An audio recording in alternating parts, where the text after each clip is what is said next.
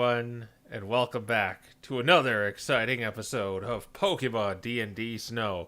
I am your host and your GM and your DM, the Gold Crow, and with me I have four of my wonderful friends with me, one of which is going to recap what happened last time.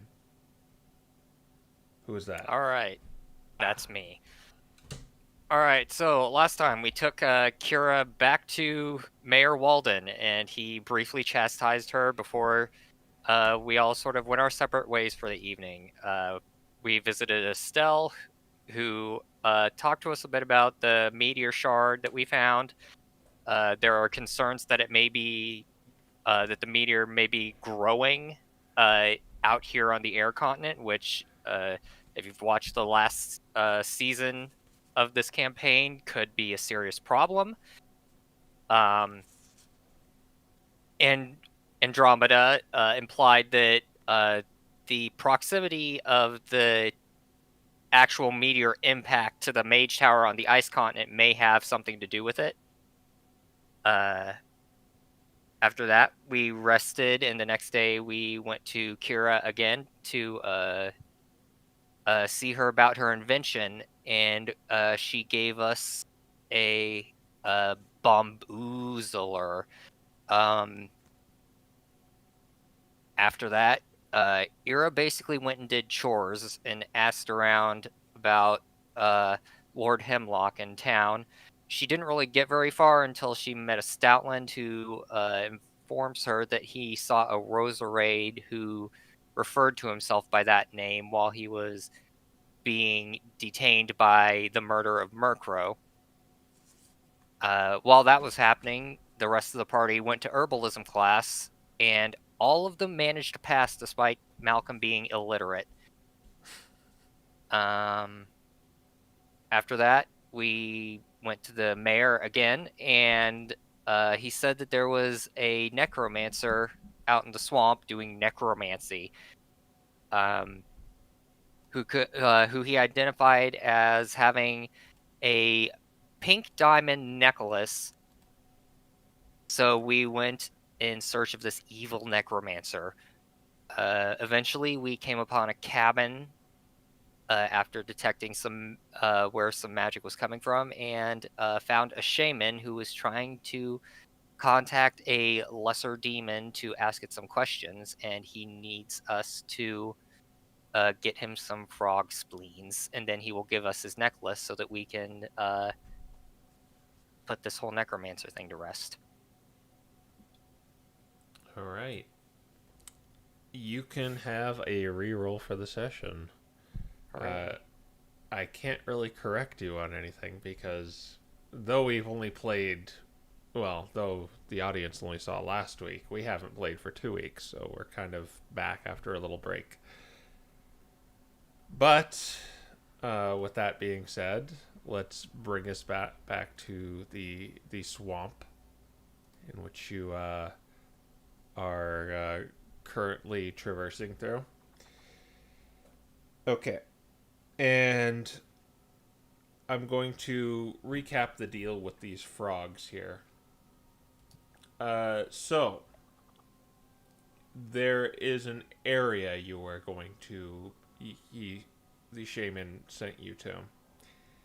It is an area where there are lots of frogs inbound, and they're tiny.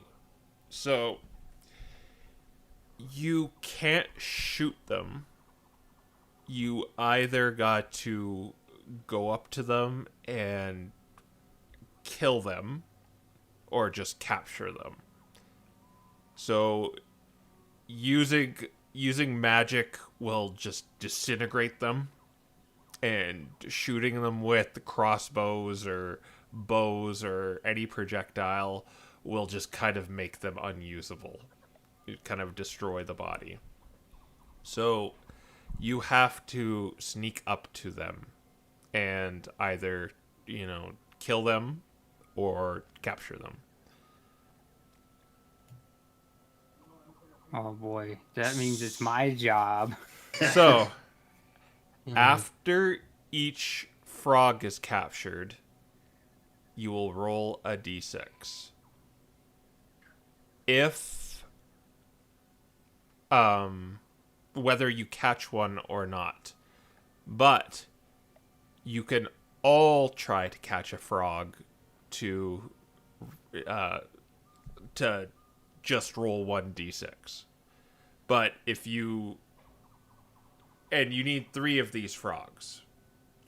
So what I'm saying here is like 3 of you can go get it, and you might all get it, and only 1d6 will be rolled. If you're just sending probably the best one for the job here, Proteus, he'll go in, catch a frog or fail to catch a frog, roll a d6, and then try to catch another frog and roll a d6. Do you kind of get it? Mm-hmm. Yep. Okay. Okay. And magic just makes them pop on the spot, you said. Well, damaging magic.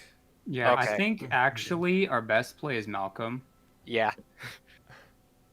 Just put all the frogs to sleep. Eh.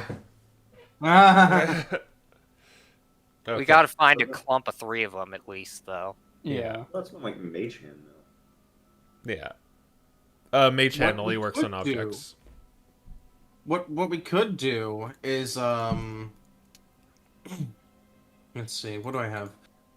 We could try and lead some of the frogs into one area and just have Malcolm sleep them all.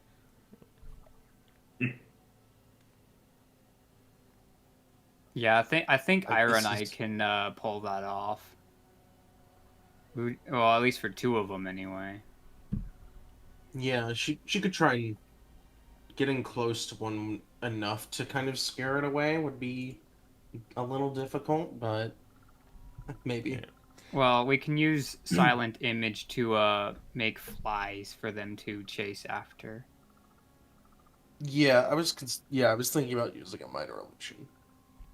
But yeah, we could try and lure some out, or yeah, we could even try luring some out. Yeah, you minor illusion the flies, and I minor illusion the sound of them. Yeah. We want to try that.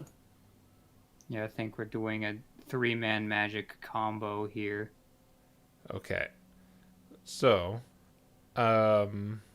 Malcolm's thing, you don't really need a check for. How close do you have to be for sleep?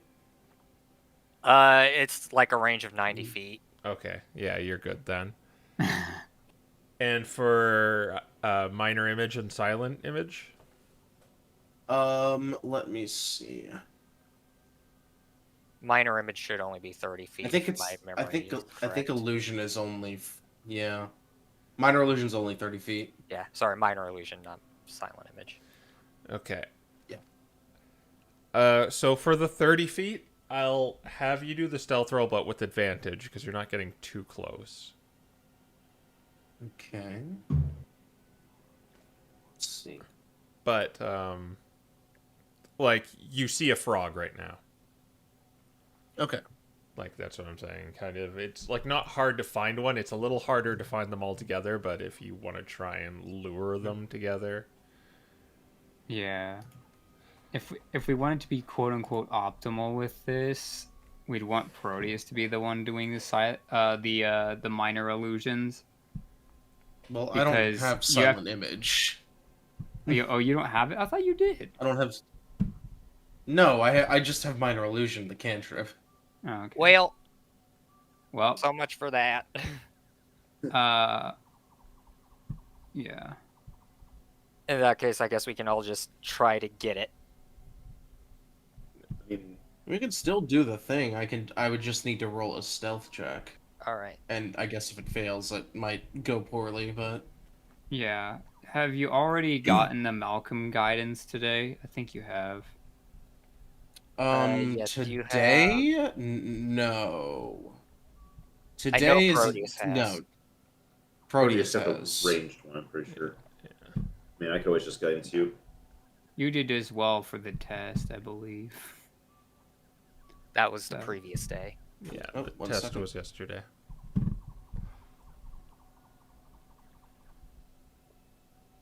mean, either way, Okay. I can just guidance. So, All right. Alright, so let's we're do it. going with this, me trying to lure in. Yeah, we're doing shenanigans with minor illusion, silent image to make flies for them to chase after so that they can go to an area where Malcolm can meh them to sleep. Okay. So what I'm gonna do is, yeah, you make the stealth roll at advantage. Or what's your plan here? Just to give me an image of what you're doing. We're going to lure So- frogs with silent image and minor illusion combo Okay. into one area so Malcolm can sleep them, all three of them at once. Okay. I am going. So what I'm gonna do is, I'll have you do a stealth roll with advantage to get kind of in proximity to minor illusion. And then I'm going to have you do a deception roll Oh, using alright. the DC I was going to use for the sneaking on them to Wait, I'm kind of lure good them at together. Alright. I'm definitely very good at deception. So I'll start with the stealth, right? Yeah, at advantage because you're still kind of far away. Okay. Remember, you got guidance for that too. Yep. And I'm using guidance, so that's 18 plus 1, 19. All right. So yeah, you are. It doesn't seem to be aware of you, and you're about 30 feet away from it as you kind of go through the insect-filled bog. Yeah, and so yeah, as she kind of gets close within range, she maybe nods to Proteus and she conjures up the sound of a swarm of flies kind of moving around. All As right. Proteus conjures up the image of them. How far is Proteus away? If I'm as far away as I can be, 60 feet. Okay, then you don't need to make any roll.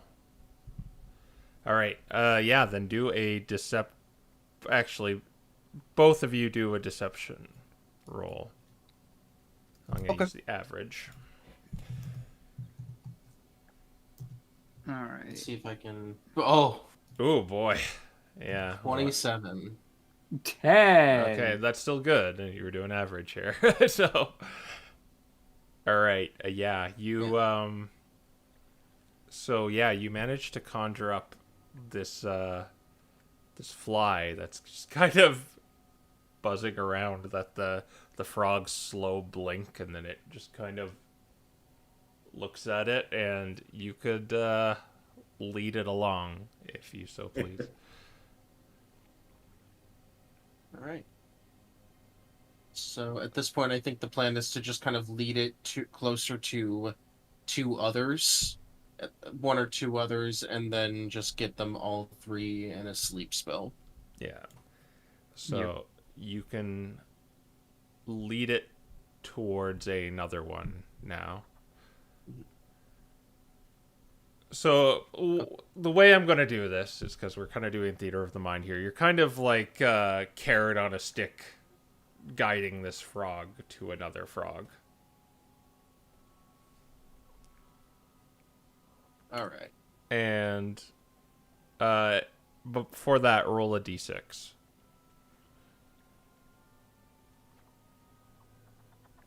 Just one. Everyone? Just one. Oh, just one? Okay. I mean, I guess it'd be Ira, yeah. 4. Okay.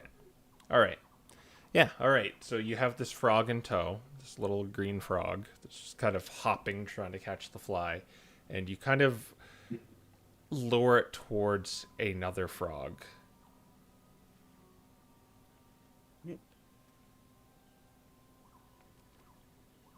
And then that's Malcolm's cue, right? Well, that's 2. Yeah. Okay.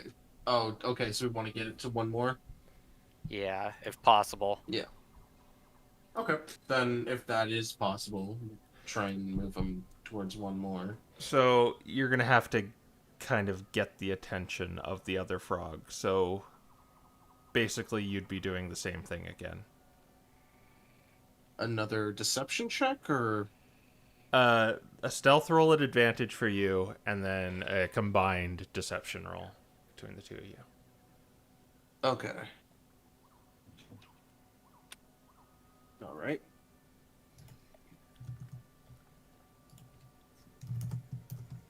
Uh, 12 12.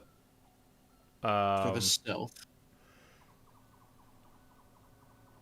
So, as you get close to that other, you get close to the new frog. Kind of the confidence of your plan working kind of gets you on a high, and you slightly stumble as you're going through the bog, as like one of your feet sinks deep down, and it kind of notices you, and it just kind of hops away. Yep. You still got one though. It was far enough away. So I will say, doesn't Malcolm's thing say it kicks in on a failure?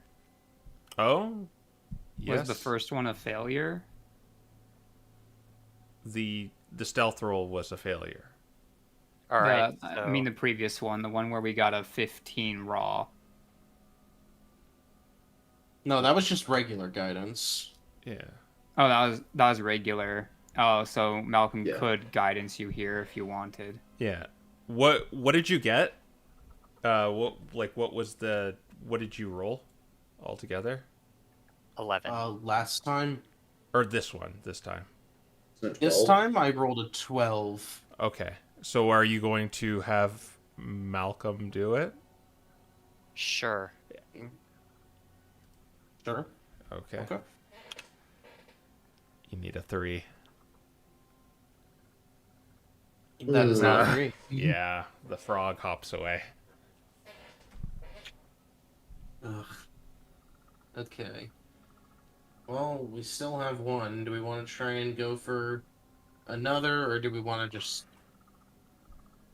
No, I guess we can just try and go for another, if that's... Yeah. Yeah. All right. Roll a d6 again. Okay. I'm like, at this point, Ah, Oh. here it is. Mm. You stepped on a skeleton head. Okay.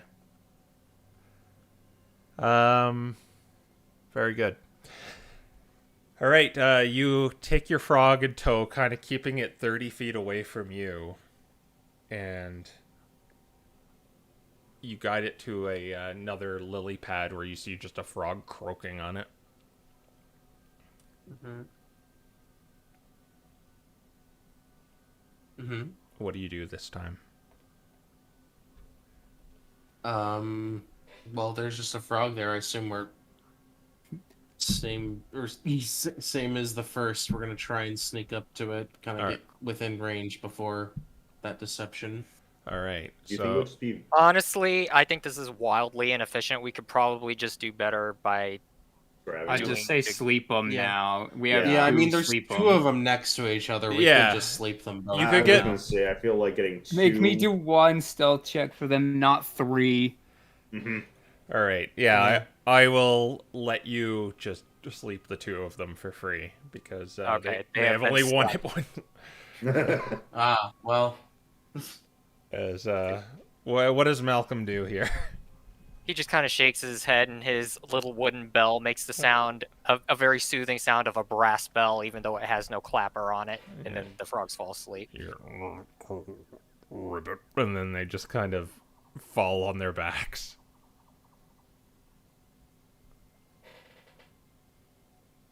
I think we'll just, Alright, I guess I will go and get the frogs. All right, and what are you gonna? that's 2 out of 3. Where are you gonna put them, and what are you gonna do with them? I have a jar. Okay. Yeah, very good. You got 2 frogs in a glass jar. Roll another d6 for me. Alright. 6. Okay. 6. All right. Goodness. You wade through the bog some more, and you see your quarry of one little frog. These it doesn't take very long to find one, so it's not taking you all day for those. But you see another frog within 60 feet of you. All right. Do we want to just have Proteus sneak up and get this one? Or Yeah. in that case, I'll go ahead and guidance Proteus. Okay. Are you nearby? I mean, I've been following you guys, I would assume. Like, you're safe What I at mean 60 is you'd feet. have to walk up to me and touch me to do that. And then it takes It you a minute lasts to for a sneak minute, up. man. It doesn't... Yeah. I don't have to be within, like, immediate range.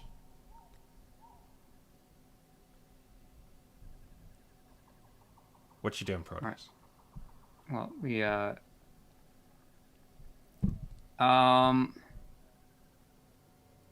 I use silent image to like more or less make grass to hide in so I can sneak up on him better? I'll let you have advantage if you do that. Okay, then that's what I'll do.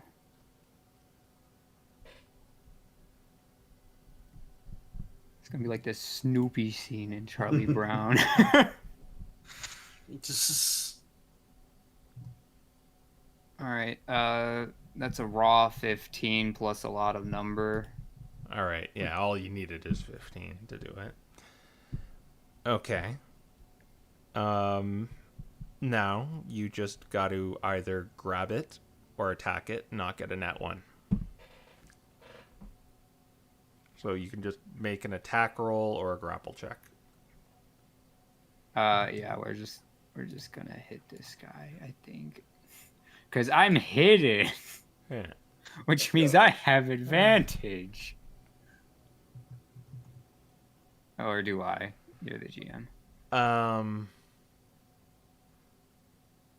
Well, you're... Yeah, you would have advantage on attacking it. Okay. 2 16s, so we got him. All right, you grab or kill it. For killing him. Yeah. So we have 2 sleeping frogs and a dead frog. As you dispatch this frog, it lets out a croak as it dies, and they're silent. But then the bog below you, you see these 2 mounds rise, and these 2 amphibious eyes, humongous, the size of basketballs, just search around and look at you, claiming this frog. What?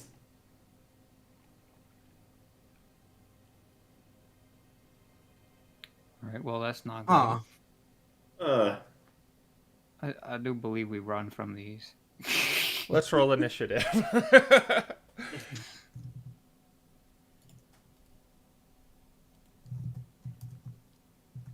I don't think the swamp liked you killing them. No, I asked the swamp. It's okay. Right, swamp?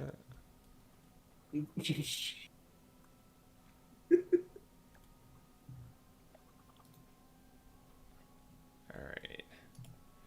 Proteus would be... Look at our initiatives right now. I got a dirty Oh, 20. Yes. 17. And you would be 60 feet away. You guys can be over here. This line I've made. Giant frog.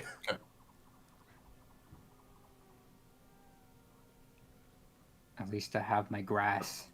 Oh, So we're well, back. that's not a shambling mound. Behind, parallel or behind Ira. Oh. Okay. I got horrible initiative. Turns out all these frogs are just babies. I'm pretty sure we can just run from this guy.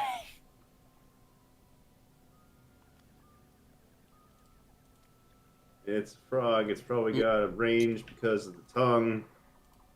Consider, though, big frog spleen. I mean, you're not wrong.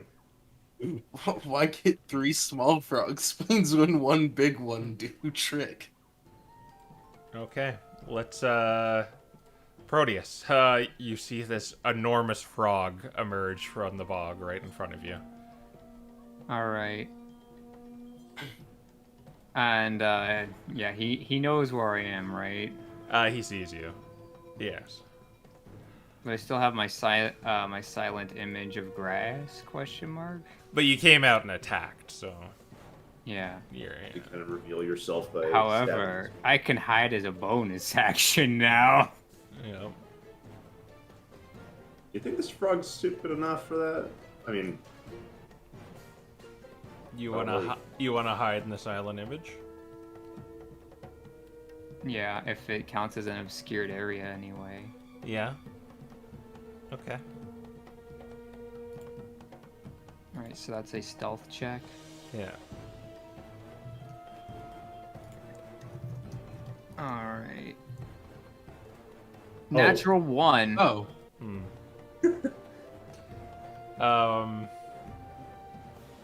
Well, you're in the grass.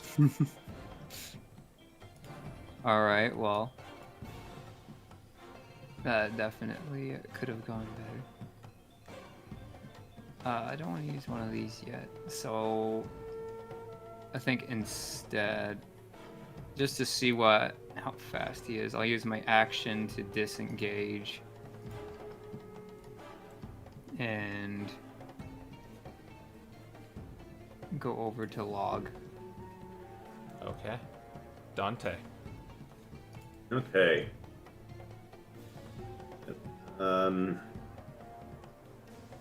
the- Ooh. Proteus, do you want me to actually engage with this thing, or do you want to just risk running?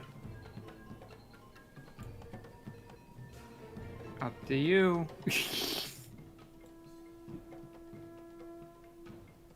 Double check how far away this thing is. Dude. 70 feet. I gotta be 60 feet at least. Oh, right. There. And I think. Audience wants the map. Yep, I'm on it. oh yeah.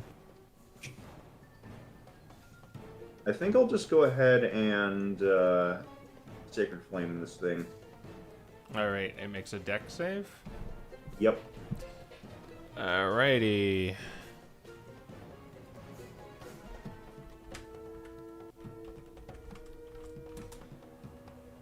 $20. Oh, yeah, that passes. Hmm. Unfortunate. Yeah. And it is a save or suck, so it just. Hops out of the way. Yep. I don't really plan to do anything with my bonus action here, so. That's turn. All right. Nice and simple. Hex, hexing strength, Eldritch Blast. Pew pew pew. All right. Only 1 pew. That comes later. 23. The 23 hits it.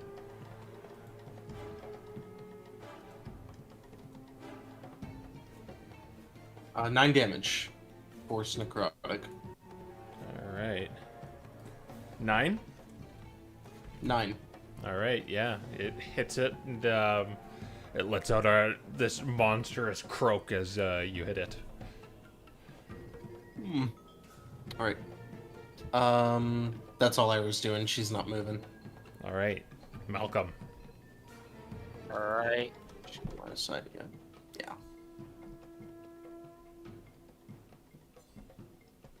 Oh, what? And. You got 40 feet of movement? Well, if he dashes. Ah. And that's all he can do, so Malcolm is now bulwarked. All right. The toad, it Looks like it submerges for a second. And then it's going to jump out of the water to this pool of water, 20 feet.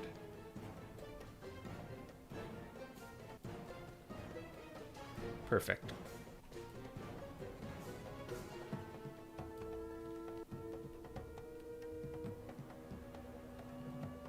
And actually, it's just going to go that dash and get right there. Okay, that'll be the giant toad's turn.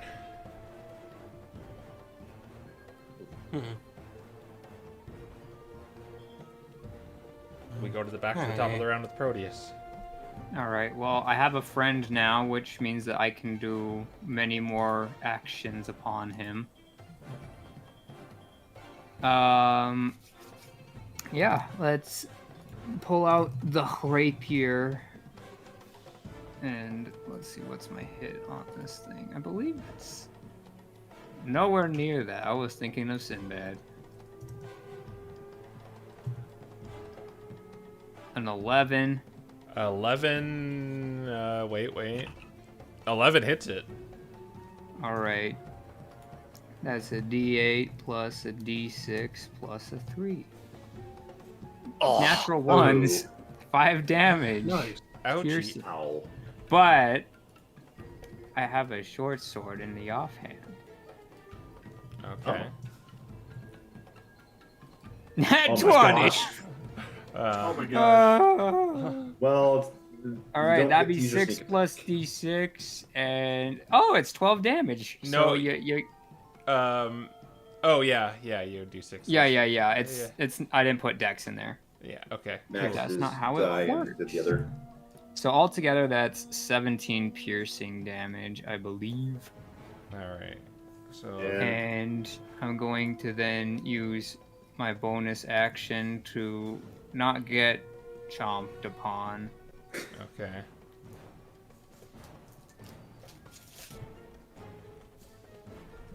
And that will end my turn.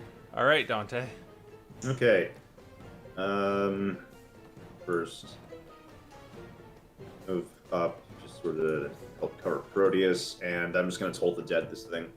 All Rather right. than taking damage. All right. So that is That Lewis. is- I think that is a lot worse.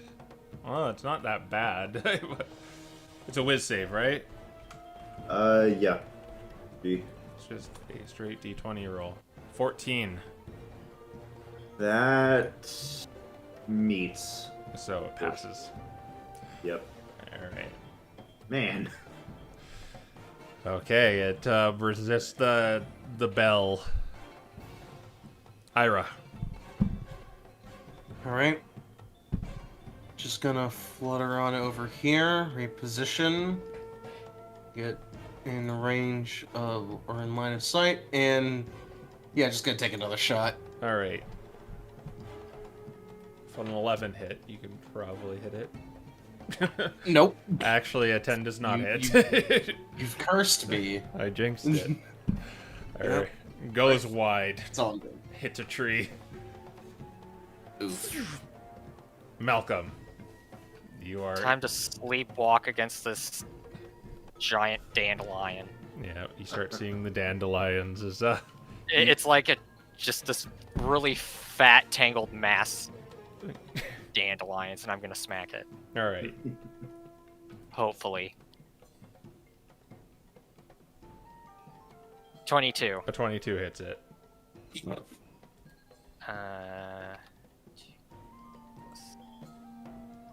Yeah. 13. All right. It looks pretty it looks pretty wrecked. The combination of Proteus's damage and yeah.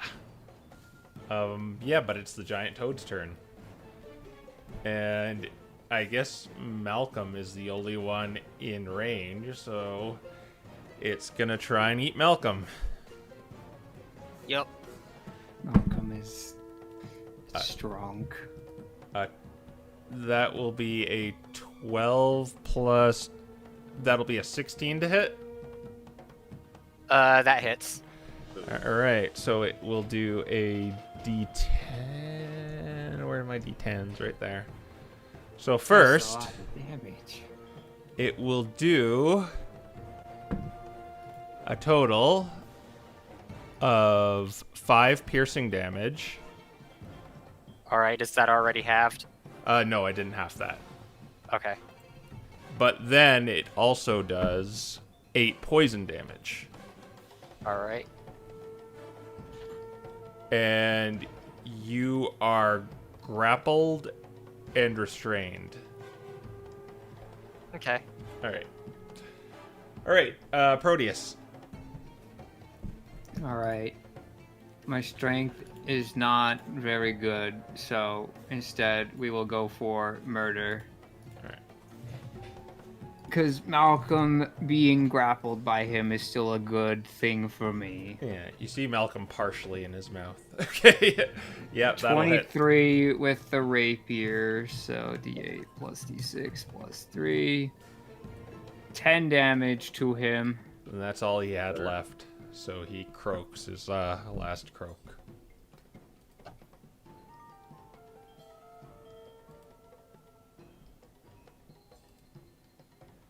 Yeah. As you drive in the rapier, it just kind of slumps over, and Malcolm, you are slowly released from the amphibian. Interesting. Frogs He don't hits it normally again. get that big, do they? I don't think so. I Not mean, normally, at least. there are several possibilities. Could be Aether, could be that it ate a slime. By the way, if you want the spleen from that thing, I'm not getting it out. Ugh. Think that counts towards what we need. Well, you already have what we need. He only needed 3, didn't he? True. Malcolm's gonna carry it back. My Okay. God. You That probably works. you probably need 2 people to carry it. Like, you're strong enough to carry it, but it's too big. Hmm. So someone else has to probably help you, because you'll Alright, be like Might kind be of two dragging of it. us. I think everyone else aside Malcolm has -1 in strength. No, Yeah, but like you're you can tall. lift it. It's more so like just getting it off the ground. He rather- can't balance it on himself, so he Yeah. needs someone else to Yeah. keep it on him. Go, tall man. Go. I'll help. All right. So you steady it on Malcolm, and yeah. Is there anything else you wish to do? Ira is really quick gonna close her eyes again, kind of let Andromeda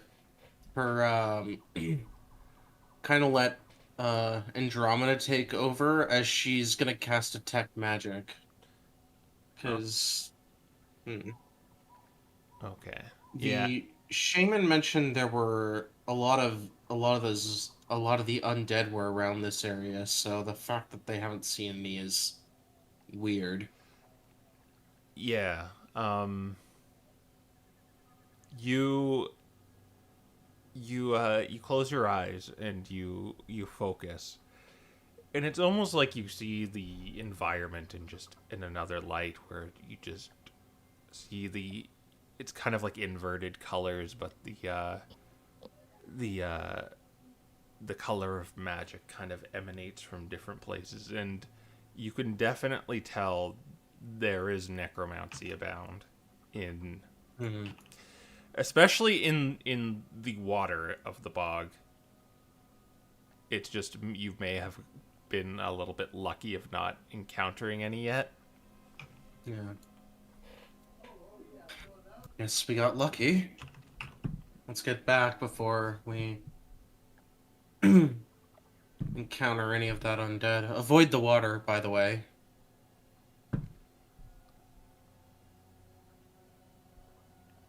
It'd probably be best to avoid the water in case we run into any more of those toads. All right. Well, let's move. All right. So you're just gonna head back to the little hut. Mm-hmm. Yep. So, All right. Mm-hmm. All right. You it's not that far of a walk. You get back to the house and you are invited in when you go to the door, and he sees the shaman wearing the cloak and the diamond around his neck. Sees the big one Malcolm and Dante are carrying, and he says, "Whoa, that's a big one." Yeah. We very have big one. 3 little ones too. If you don't think that one will work for the means of the spell. Well, I'll tell you what. I can probably give you a potion for that big one, or the the 3 little ones. All we just need one, that big one, or the 3 small ones. What I'm saying is you got double of what I actually needed, with a frog spleen of that size.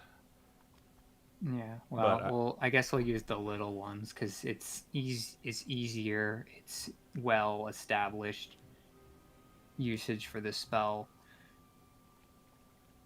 and then we can leave you with the big one to do with as you will. I can give you for that. I can give you either a potion of greater healing, a potion of featherfall, a potion of resistance.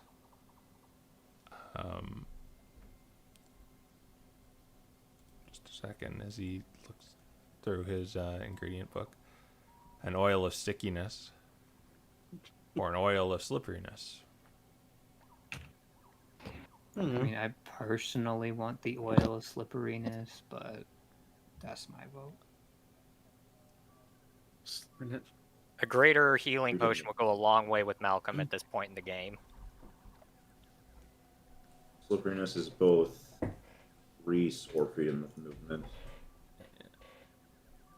Grease or freedom of movement. You can either pour it on the ground or apply it To yourself. Interesting. I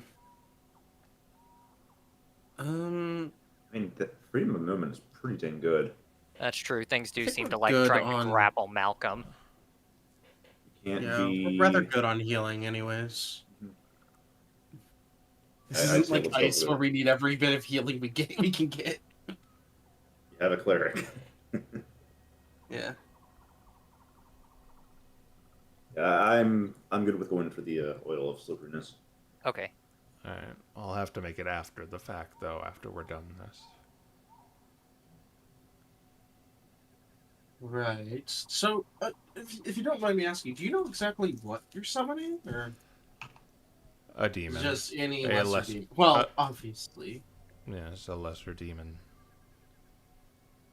I just need to question it. Fair enough. I And know. the lesser demon would know what you're looking for compared to what you mentioned. Last one was not as lesser, right? The one that sent me here was definitely not a lesser one. I just hope within the demon's hierarchy they know what happened and a way for me to get back.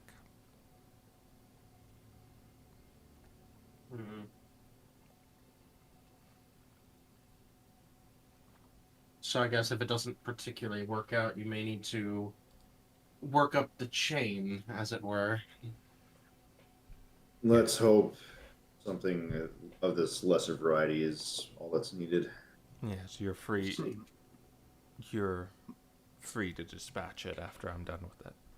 My question is more along the lines of how do you know it will answer you? I don't. Awfully big risk to take summoning a lesser demon and asking it about things that it has no obligation to respond to. Well, what do you Well- propose I do? Actually, would Ira know anything about, like, kind of how demon, I guess, contracts work? Well, that's more so devils. Yeah. But anything in regards to the kind of mechanics of demon summoning and what that comes, kind of what that exchange looks like? You can do either Arcana or History. That would be Arcana for me. Oh, well, they're the same modifier. Guidance sim. Guidance. Okay. Oh, Thank that's... you, Well, I'm still. You know who the real cleric player is. Ah. Ugh. Hmm. No, only 12. Well, with a 12 at the very least, you know that it to actually kind of bind one, you have to be a pretty high level spellcaster to do this. Mm-hmm. But this shaman is doing it through very strange means, so what that might mean. Because usually it's just abracadabra, here's a demon, with high level spellcasters from the MDRA. And that is more or less outlawed. It defies the edicts. Yeah. But Mhm. this guy is making like a demon stew, apparently, which is you wouldn't know what that is or if this would even work. Yeah. Well, typically, a proper binding would bring them into servitude, and while they may or may not be obligated to answer questions, they are obligated to serve you in some manner. Though They're also- this is different and a bit less a little more vague in their legality, and certainly interesting though, and high level magic at that. Certainly high level magic for someone. She kind of glances at them. Certainly high level magic for someone calling themselves useless. When I crossed the border, I gained some knowledge. And the magics I can use here are not what was typically used to. Interesting. But when I crossed here, it was like a dream. I heard a voice.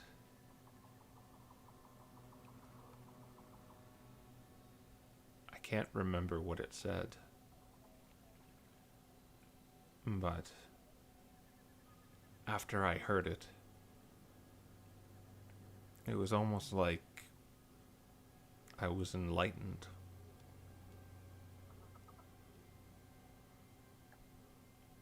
And the means of which sent me here, I learned how to get in touch with its kin. It's very strange. Do you four need to rest? Maybe a little. Not particularly. Oh. Well, I'll let you rest before we do this. Now, It may, as your concerns, as you've made with your concerns, it might just come out hostile. And, well, I was planning to deal with it myself. A lesser one isn't too difficult, but Still dangerous. yes. Just be ready and let me ask the questions. I have an idea. Hmm. We may not have the means to bind it, but we might be able to make it think it is bound. I might be able to produce a few materials that would allow us to make a glyph on the floor or wherever you feel like would befit it, and cast a spell that would allow us to potentially cause some effects that would give it reason to think that it is bound.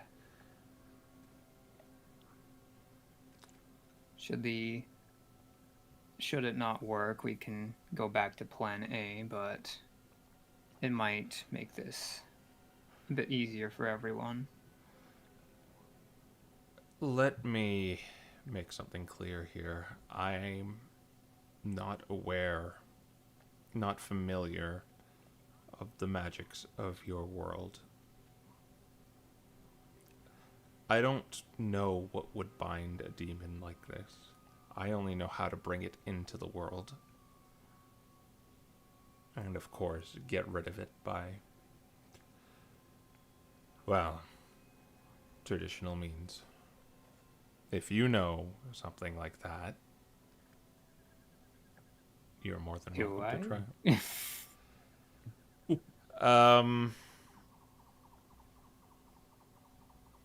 You probably Like, more or less, I'm trying to more or less think of the shapes rather than actually make a sigil. you never went to the MDRA, so you'd have no reason to know like high level That's- magic like that. That's fair. Someone else might, though, in this room. I mean, I don't know. I assume with a 12, it's probably not getting me that far. Yeah, Okay, you kind of already did it, sort of. Yeah. Yeah. I feel well, like Dante's out of the picture with this, considering.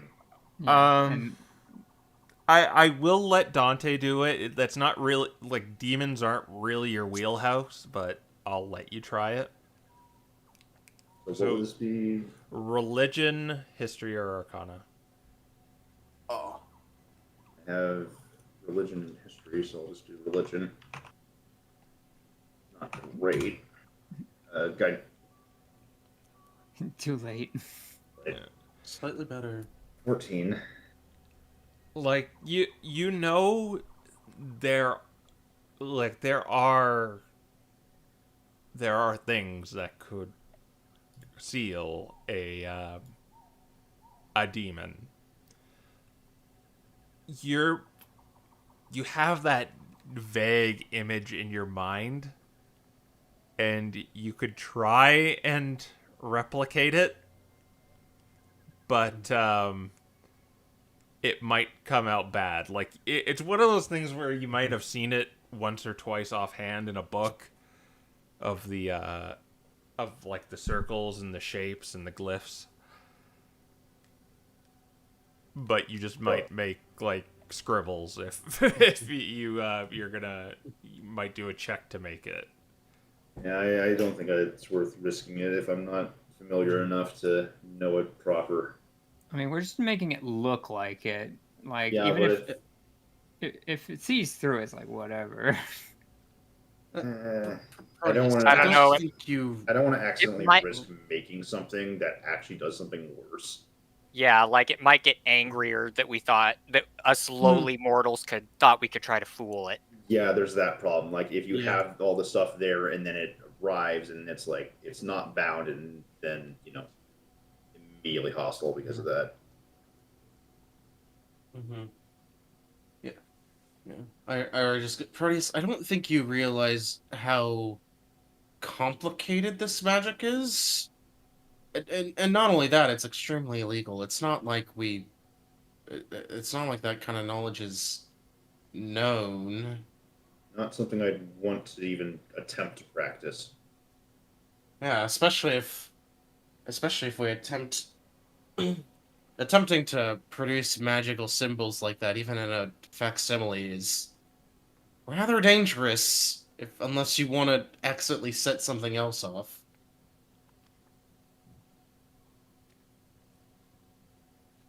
I if worse comes to worse and it just attacks us outright, we can just subdue it by normal means and perhaps get questioning after that. After that, Fair enough.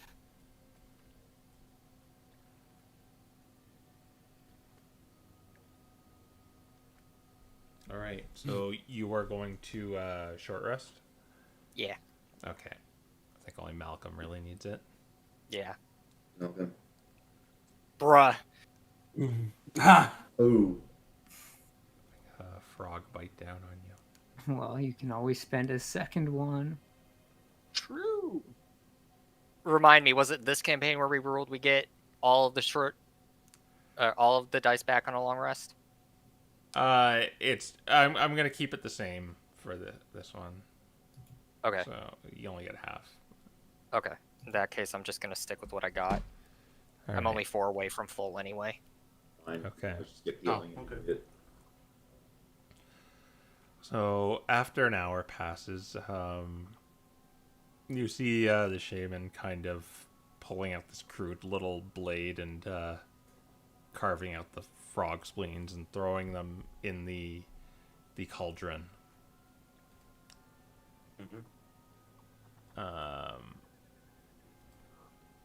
And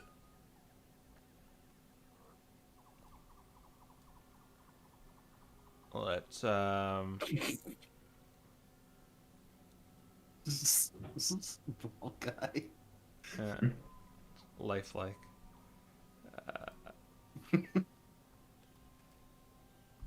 Oh, That's not. Yeah. tiny. All right. Da, da, da, da, da. Malcolm and Ira. Oh. All right. The cauldron is right here.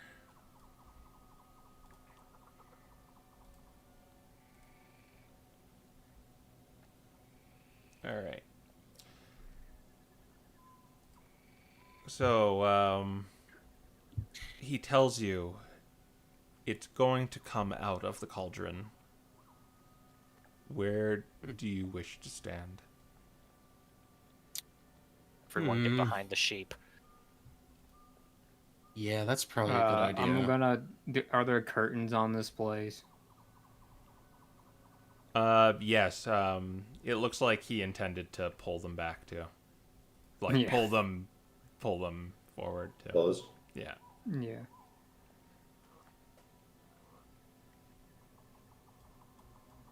Okay. I was gonna get I'm over gonna be here. near the door. Crossbow ready. Behind the sheep.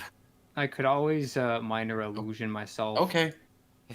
No, I was talking into to a this box. guy who's standing very not behind the sheep. Oh. I'm decently pinky, honestly. There we go. These proximity to the sheep. Yeah.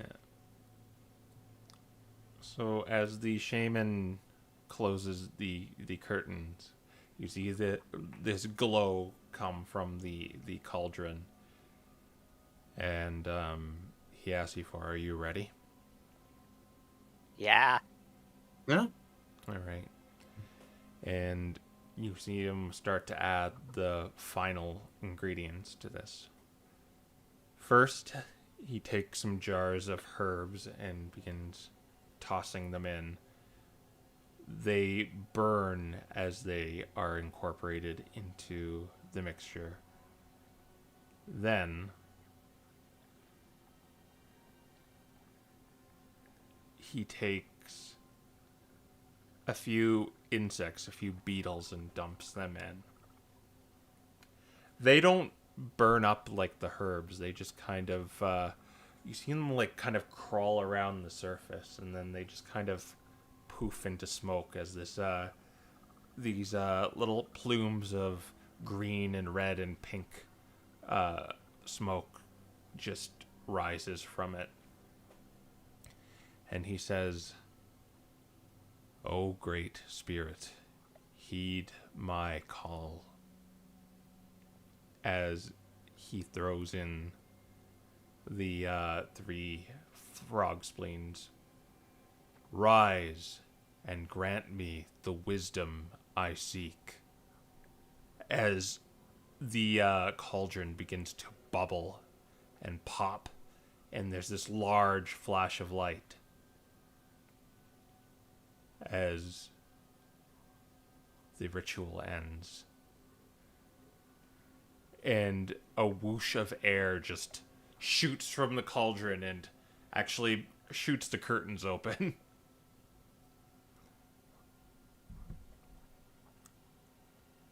And Oh, crap. you're in silence.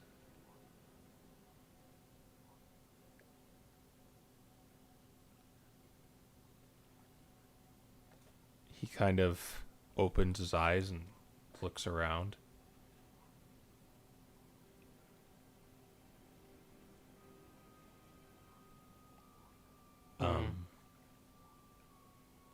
Hold.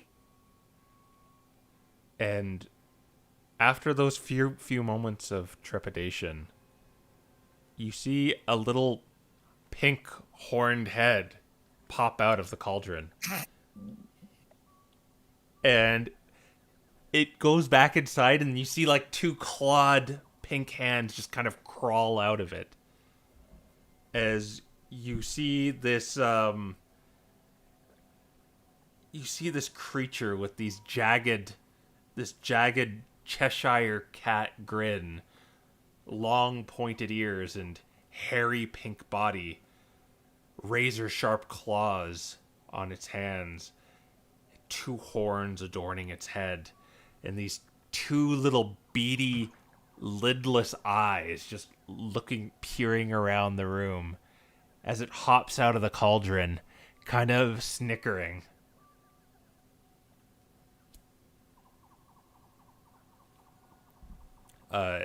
He looks surprised for a moment and kind of steadies himself and says to this very small creature, it's actually a small creature, "How can I return to my home world?" And at this point, it's just staring at you guys with this manic little grin. Ah. Ah, Interesting. "What brought me here?" It turns around to the shaman and goes,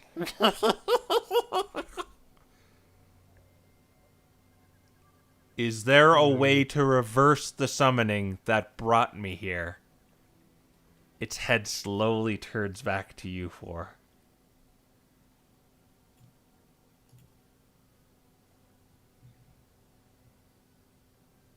"Who or what controls the rifts between worlds?" It starts like tilting its head up to the ceiling, and you hear its high-pitched laugh, like just whinny and chortle, as it gets lower.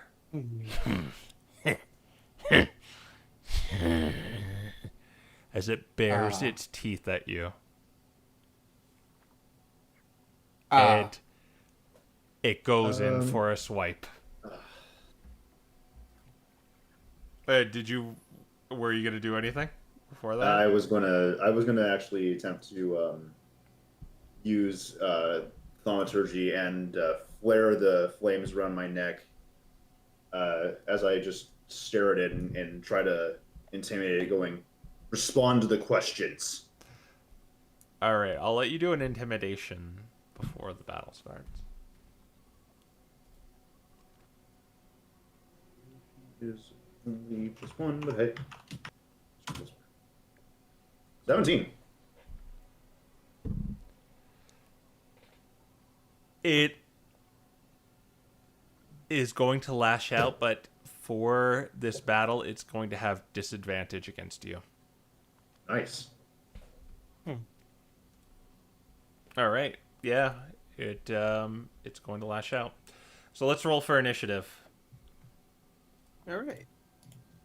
Demon battle. 7. Let's see. There's my rolls I know and love.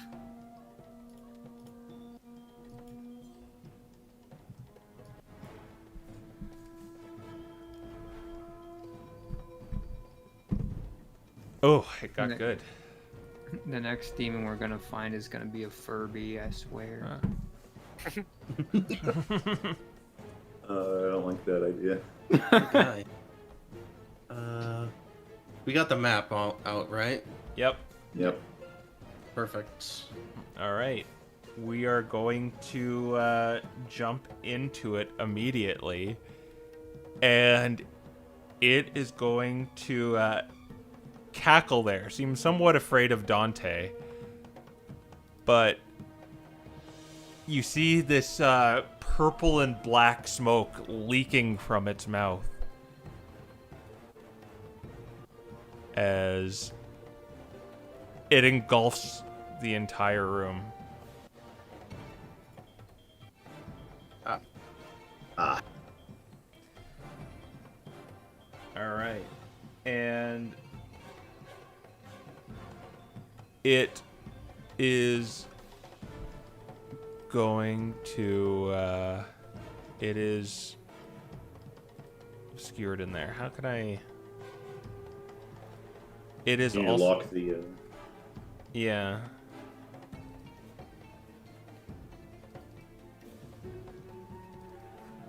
It is going to it is heavily obscured right now, so you cannot see it.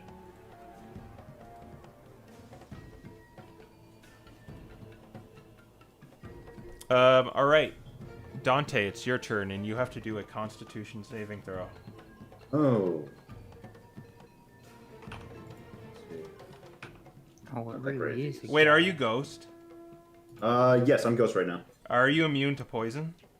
I am immune to poison and disease conditions. All right. This doesn't do anything to you then. Oh, sick. All right. All right. 2 because I rolled a 7. Yeah, you're free to move around. Okay, Good right now, so I think.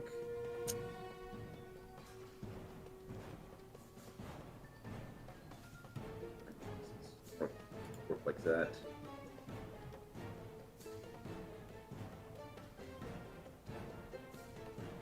Hmm.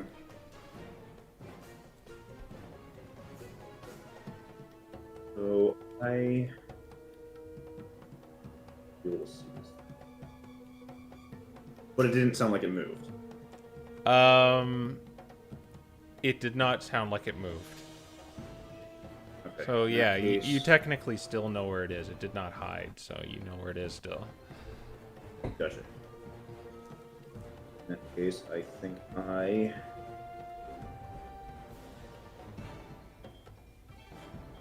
The problem is I don't have any way to get rid of this fog cloud right now, but I'm fine in it, so I'm just going to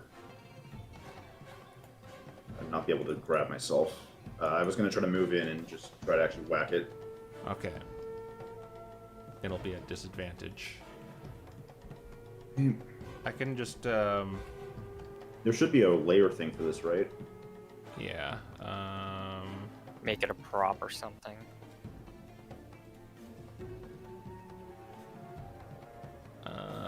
If it's on, like, mounts or props. There you go. I just hide it for now. Staff, that is not going to be much. That's only going to be a 9. A 9 does not hit it. Okay. However, I can use my bonus action to try to make an unarmed strike. So I'll do that also. Even worse. Neither of those hit. Okay. We will go to Malcolm then. All right. I need to make the save, right? Yes, Constitution saving throw. 18. You're good. All right. Malcolm's gonna disengage, and he's gonna. Proteus, if I tried to drag you out of it, would you let me? Probably not, actually. Well, is the cloud still there? Yes, it's still there. Yeah. Okay, then no. All right.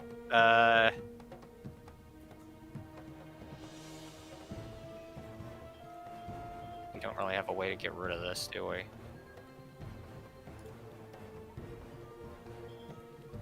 Looking if I have anything, but I don't think I do. No, I don't got anything.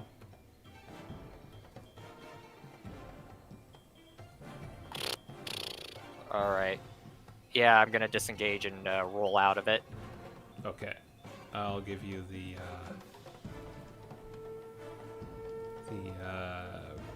yeah. It looks like that. And then I'm gonna rage just to have that ready. Okay.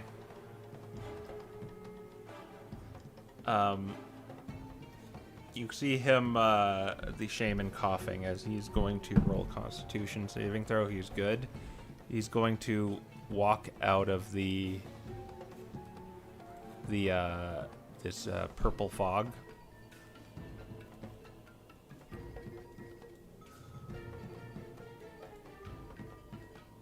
Ugh. You know what? Do you want one of us to move him? Yeah. Just get him out of the fog. Yeah. And he's going to shoot an Eldritch Blast at where he thinks it is.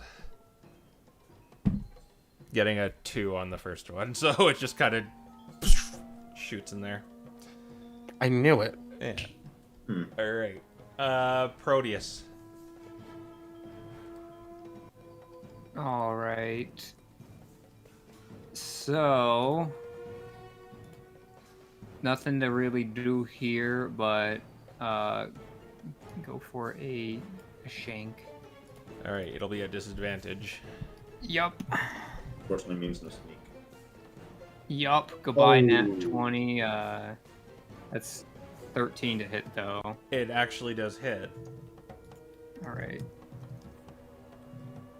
So that would be 7 piercing damage.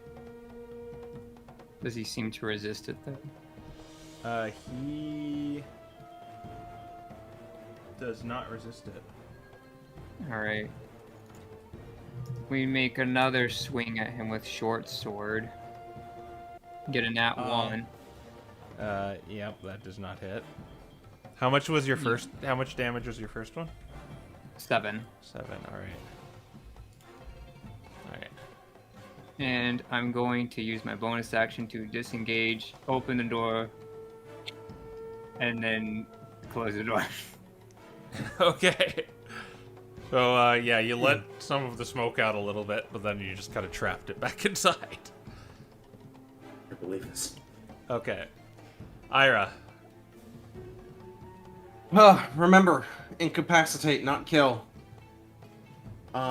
She's gonna use 5-star. All right. You cannot see it. 2 shots. Oh, I can't. Okay. Yeah. It's like that. Okay. Yeah.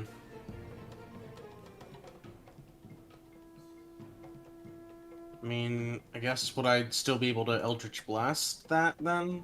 Oh, wait a minute. Proteus, do a Constitution saving throw. Oh yeah. Oh, yeah.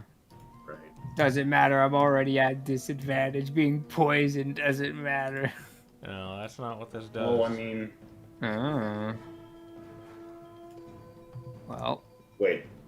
Let's Is it find for out what one? it does. Ooh. All right, so move back to where you were Uh-oh. before. interesting. Oh. The thing is in my way now. There we go. I was there when I hit him, but to be fair, I disengaged as a bonus action. But I started here. You started there. Okay. In that case, you did not do anything that turn. You are hacking and coughing up and vomiting. Ew. Am I incapacitated? You are incapacitated. You are no. You just you spend your action retching and reeling this turn. You can still move around and bonus action. All right. In that case, I'm going to use my bonus action to use Shadow Tool and create Weaver's Tools. Okay. All right.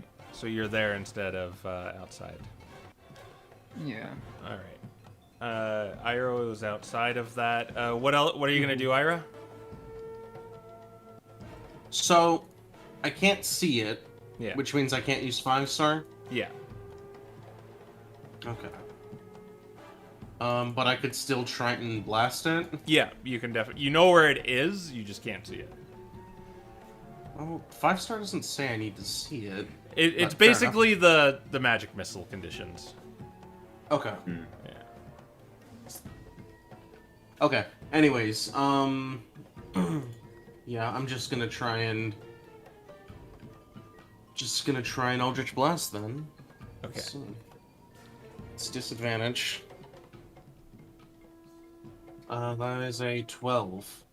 12 goes wide. Ah. Alright. All right. That is my turn then. The demon is going to go in front of Proteus, and it is going to attack with disadvantage. It has multi-attack. So, actually, I'm going to do one for Dante, one for Proteus, and just would have disadvantage anyway. So I think it might miss you, Proteus, because it got a 12. Yeah, that will miss. And for Dante, that's only a 12 as well. Yep, that doesn't hit either. All right. So interesting. I can't see in this either. It is your turn then, Dante. Just All right.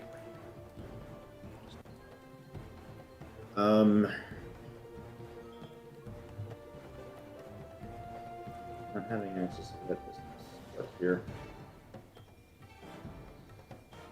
I'm not really strength based on that, but tough time trying to actually grapple drag this thing.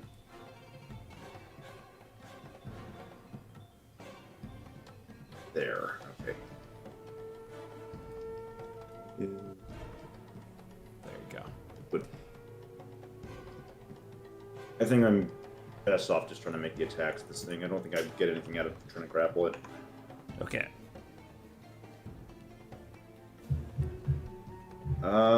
That is a 13.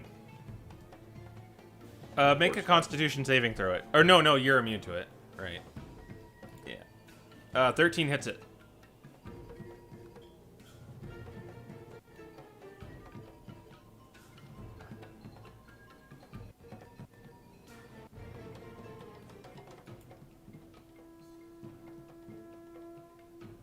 Yeah. Yeah. You'll hit it with a 13. Okay. Quarterstaff. And I get rolled minimum, that's a shame. So 4 damage off that with the quarterstaff. So, And yeah, then- in the haze, you hear this kind of just guttural oof as your fist makes contact with something furry. Then I'll do the unarmed strike All right. section. Again. That's not going to hit. That's only a 9. Yeah, but the second strike goes wide. All right. All right. And yeah, I'll just stay here. All right, Malcolm. All right. Gonna throw javelins. All right, at disadvantage. Yep. Nope. That's only an 8. Okay, yeah. You hear it kind of clank against the wall. You're clunk, clunk, clunk, clunk, clunk. Huh?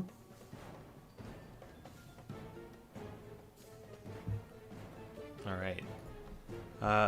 The shaman's turn. He is going to use.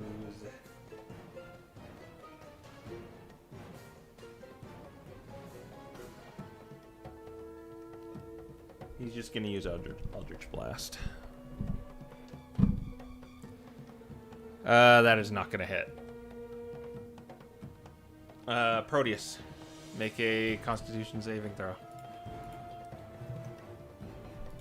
All right.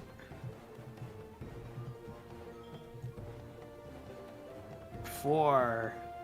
You spend your action reeling and retching.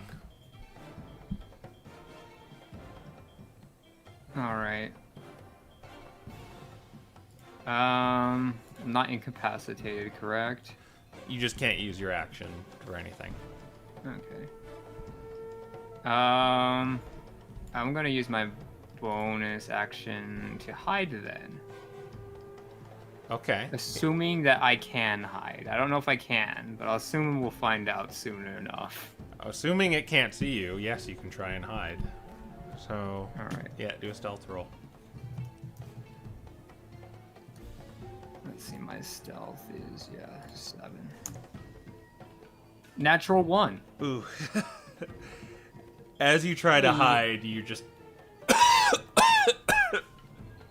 just the coughing is just kind of giving you away.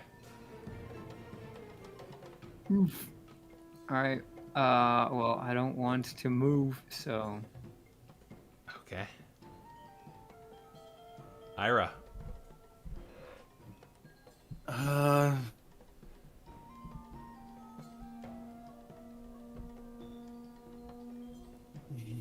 Okay. Okay, Ira's gonna kind of take a step back as this is kind of going on. It's like,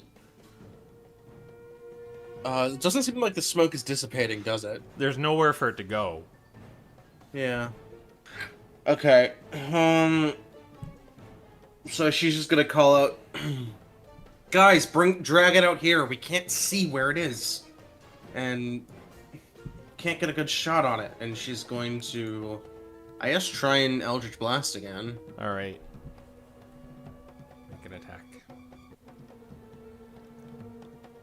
I'm sure you've sussed out its AC by now. That's higher. You got it. All right. 6 damage force. You hear it retch in pain once again. Okay. All right.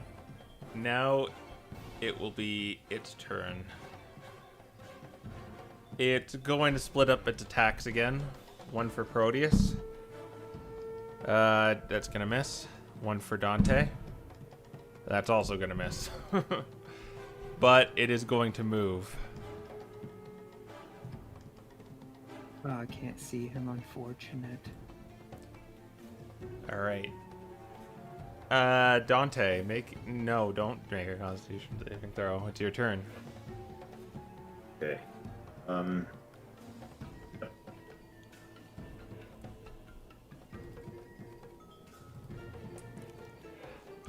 don't want to try to chase after this thing and try to grapple it, even if this is blindly. Okay. It will use its acrobatics to try and resist it. Have to use athletics.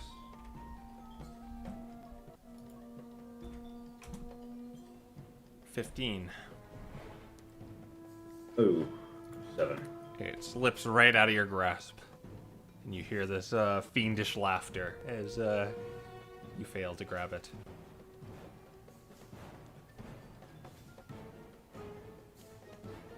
Yep, okay. Nothing I've got good for bonus actions. It's a shame. Can't you You could punch as a punch. bonus action? You have to use an attack to do that. That I mean, grapple well, is I one mean, of you have to those. attack first. A grapple. Grapple is is an one of attack. those. That's fair. Then, yeah. I'll do that then. Oh. 20 goodbye. Goodbye, Nat 20. Yeah. Hello, too. I love when nat 20s turn into. Choose. All right. Malcolm, you are out of the fog, but what do you wish I'm to gonna do? open this window. Okay. It will dissipate in 4 rounds unless you find some more points of to get it out there. It's your free action to do that. You're just opening a window. All right, he's going to hold his action to make an attack if this thing comes out of the fog within range to him, and he is going to use his bonus action to maintain rage. Okay.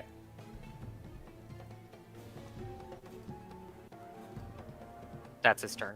Yeah.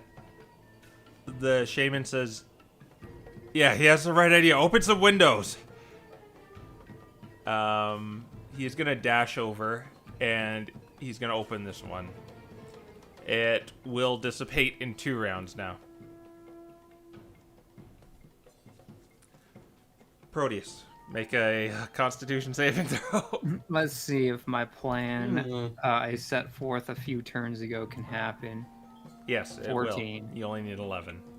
All right, I'm going to use the weaver's tools to take out the cloth within it and start fanning the room.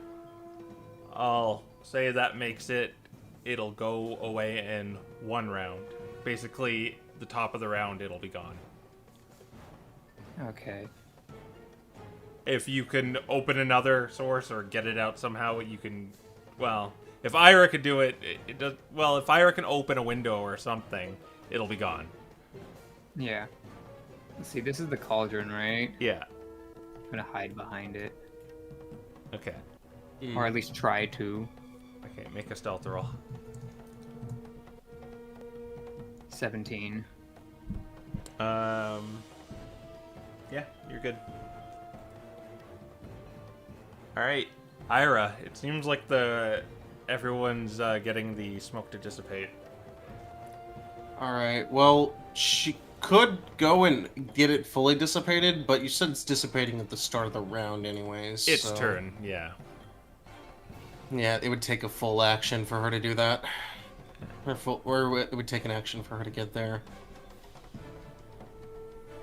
So, I think that's where I started. Yeah. So she's just gonna.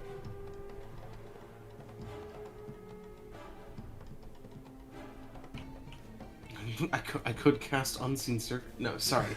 I just glanced at the sheet. I'm going to. Yeah, I'm just gonna follow up with another blast. Okay.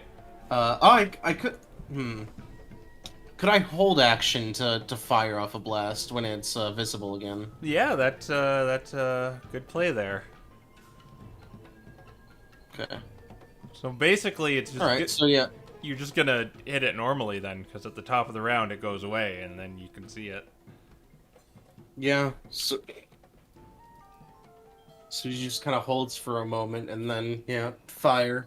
As you see Proteus kind of just kind of shooing it out the 2 open windows.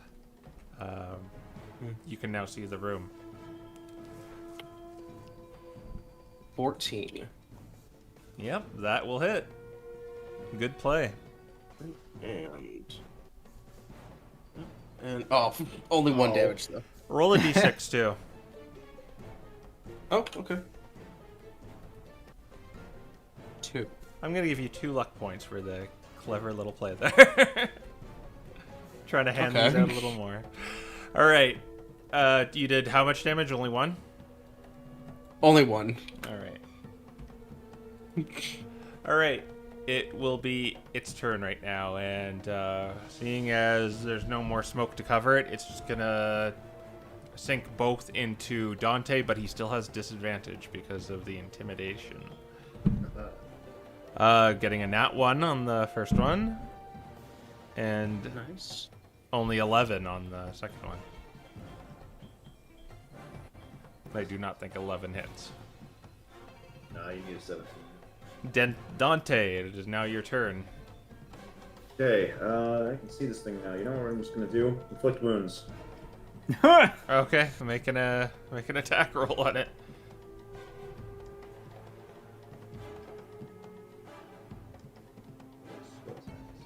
Six. Oh my gosh. Aw. As you try to touch it, it just kind of tumbles out of the way. Just kind of rolls between your legs and then just runs around you. Hmm.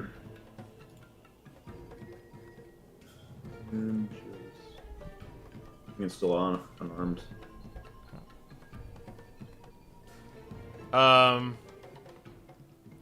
Can you spell attack to a, I'm trying to check if that's the case. Yeah, I don't actually know. yeah. The attack action. When you use the attack Yeah. action. Something else. Yeah. It's a spell action. Oh wait, no, it's very specific. Spell It has attack. it has to be an attack action with an unarmed strike or monk weapon to do the unarmed strike with the bonus. So no. Yeah, Yeah. well, you did the Really? spell action anyway. Does that mean you can't do it with a grapple then? You're right. Yeah. I guess not until you get extra attack, Yeah. and then you could grapple some attack, and Yeah. then. Well, good things to know for the future. Yep. Yeah, I think that means that's everything we can really do then. Okay, Malcolm, you can see everything now. All right. No flanking this time around, right? No, flanking still around. Or no, like did we get rid of it? I'm not sure. Neither am I. I'm I pretty sure don't we think it kept ever it. came up, so... I don't think it ever came up. Well, I'll say it's still here because it's in ice, so it would make sense. So it'd be here too. All right. Yeah. Well, let's see what Malcolm rolls. 22. 22 will hit it. On the ice continents, it's easier to gang up on people. 14 bludgeoning damage. Well, it only has 11 Wow. hit points left. So- Sleep aid time. Flunk. You just kind of clunk the demon as it falls down. Do you kill it? Ira did give the command to not kill, so Malcolm is not killed. Okay. I guess it's subdued then. You're gonna start munching on his fur. Yeah, and I was about to say Malcolm looks like he's like, Oh, about to no. start like eating its head or something. I think that we should Oh. let it chew on this thing's fur. It'll So make he it- like No! he as soon as his tongue touches the horn, he wakes up and he's like, bad grass. Ugh. You see the shaman kind of rub his face. Okay. Wow. Hmm. Aye. Well, that could have gone better, but I think. I think All I right, tie it up. was a little bit too ambitious, but yeah, so we can tie it up. tie it I've got up, an idea. close the curtains. Tie it up. Yeah, she kind of like steps over to us, like. All right, let's see what we're working with here. Now that she's gotten a chance to kind of look at it, is there any? Can she kind of like try and recognize or identify what kind of creature this is? What kind of demon? Well, you were just No. kind of given the description. It's just a lesser demon. Okay, Yeah, just a lesser demon. from a one of the hells, maybe, perhaps.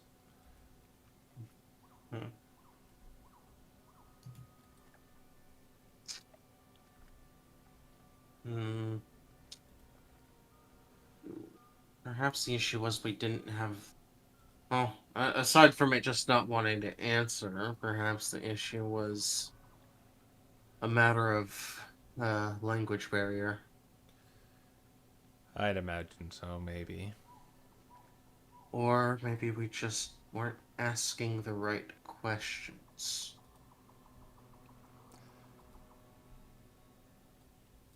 Honestly, That or I was expecting you to just dispatch it, but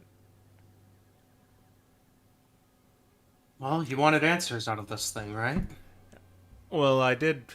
Well, admittedly, I did this one other time prior, and I summoned one quite like this one, and it wouldn't shut up, but it didn't tell me anything pertinent, and I dispatched it. This one seems to be the opposite.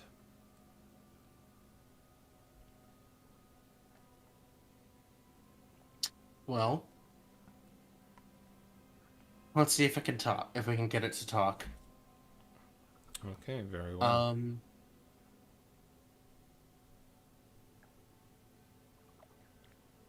who's going to restrain it?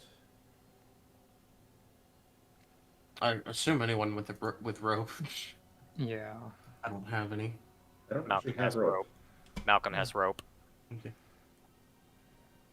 All right, you tie up the unconscious demon.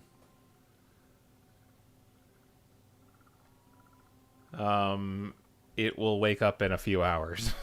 Yeah, that's the problem. It's like, I'm not gonna.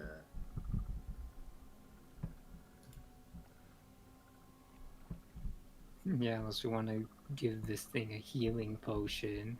Absolutely not. No, don't. Absolutely not. In fact, And I don't think you're. Oh, I think it's a little better being on the cusp of death rather than healed. perhaps it'll be a little more desperate. If Have it, Malcolm standing cares over about it its with life the in a- wall.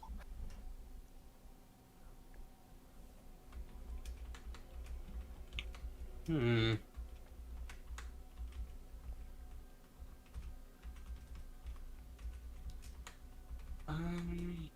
Hmm. Oh, I suppose we could wait it out, or if we.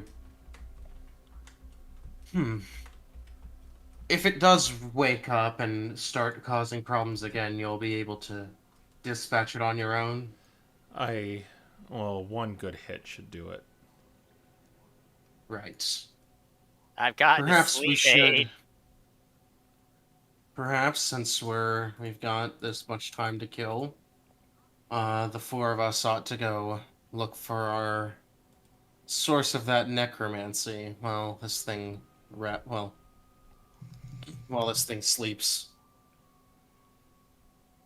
Okay. What do y'all think? Personally, I don't like the idea, just risk of how long we'll be gone. But Yeah, that's gonna go real well if we get caught up with something out there for just a little too long. Well, Well, like you said, well, I did owe you a potion. I could get that up while we wait for it to awaken.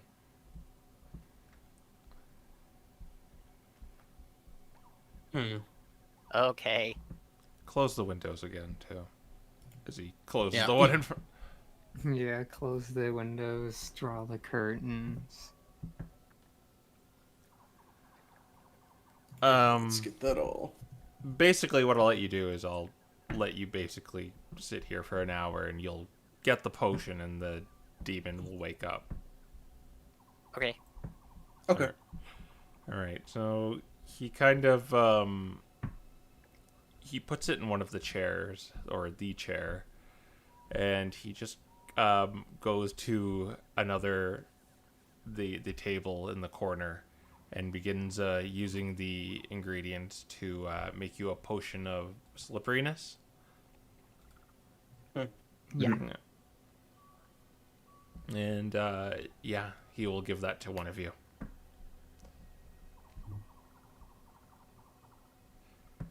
And around that time, in the chair, bound, you see the little head tilt up with its eye, like it doesn't have eyelids, so the beady little eyes just kind of wander around the room, and it just still has that jagged Cheshire cat grin.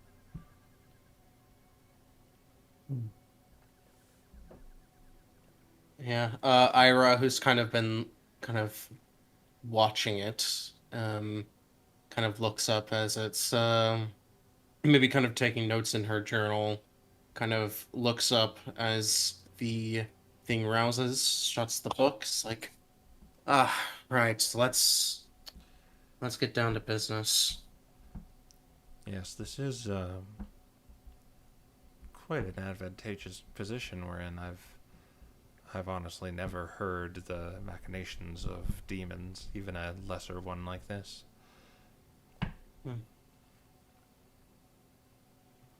Well, if there's any questions you have, fire away.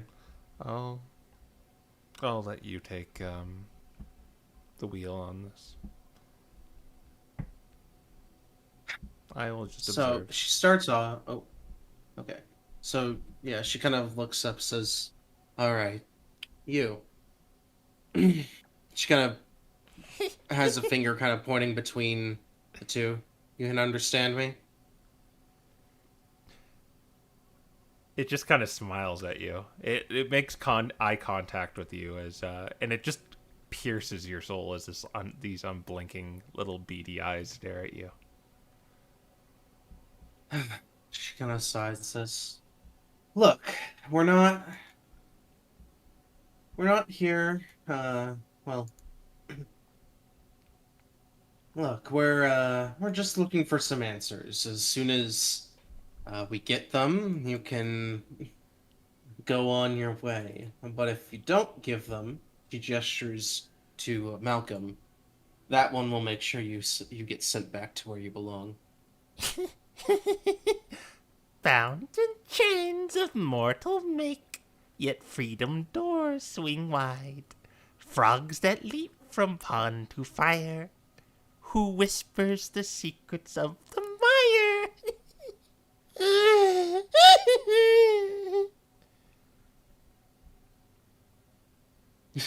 Ira kind of like in this at the start was just kind of frowning, but as that went on, she just started writing that down quickly.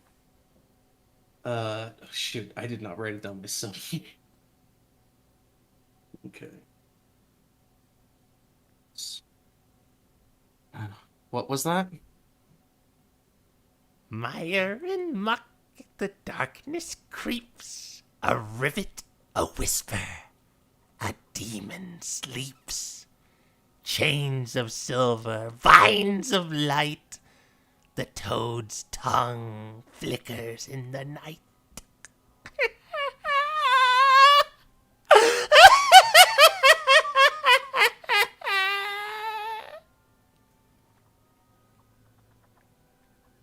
Dante There's just another. has his arms crossed and he's sneering at this thing. There's another demon here, within the swamp. Shadows dance, shadows play. In the swamp where lost ones stray.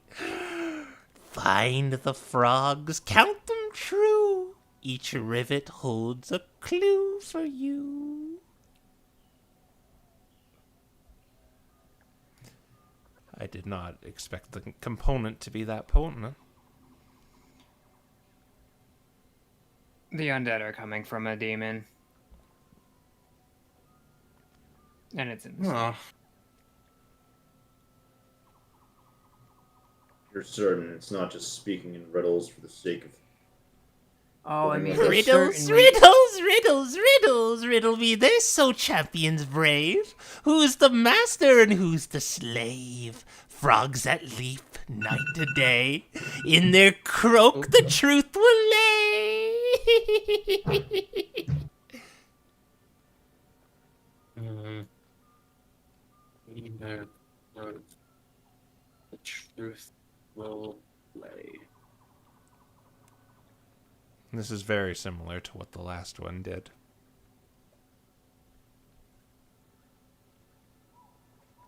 Hmm. You know nothing about this one. She gestures to the shaman. He shakes his head. Hmm.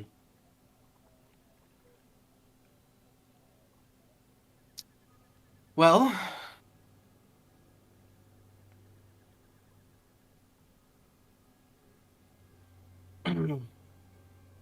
I'd say you're free to go, but she kind of holds up a hand. I was lying. And she just blasts him in the face. Okay, I'll let you just cut a coup de grace if you want to. So you're just gonna kill it? Yeah. As you kind of raise up one of your hands, it starts kind of laughing as you're about to kill it. And you just kind of blast it. It just kind of turns into this pink goo on the ground. Like, you were expecting it to, like, kind of leave a body or something, maybe, perhaps, but it just turns into this goo in the ground. Hmm. Quick, new slime. No. I was thinking it.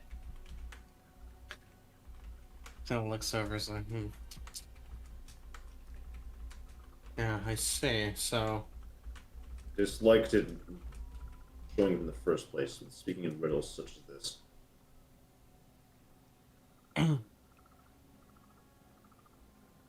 so there's a demon within the swamp, a stronger one. Something related to the toads. In the croak, the truth will lay. In the croak, the truth will lay. When you look over to the pink pile of goo, you take a second glance and it's not there anymore. And you actually see this kind of crawling amalgamation of hands crawling towards Proteus. Oh! As from the pink goo Proteus, these two hands grab your shoulders, and you see the demon, like, emerge from it, and it's, like, face to face to you right now. And it says, Proteus, name of many faces, your truth lies in mirrored places. Frogs may leap and shadows bend, but in the end, the mask shall rend.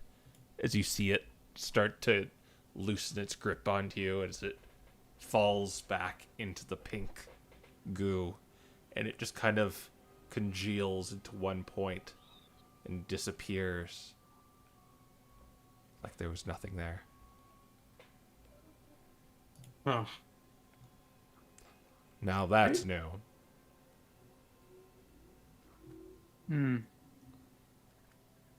True sight.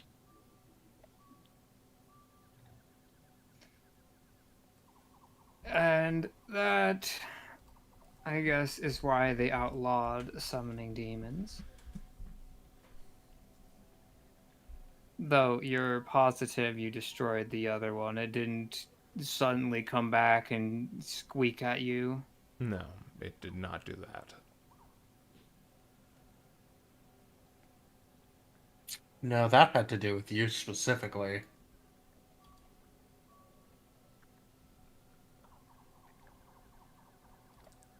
She kind of frowns, looks at him. You've never communed with a demon of your own, have you? Would I have asked you how to draw a demon circle if I knew how to? Hmm. Plausible deniability? No, I have not. It's a shame that Dante is not able to do the special thing that the Hallowed Flames love so much. Or are you would be able to know that for certain.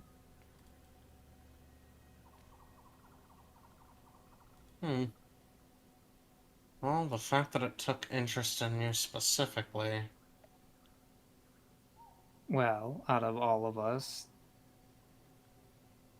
if it did, sounds like it had true sight, I would have.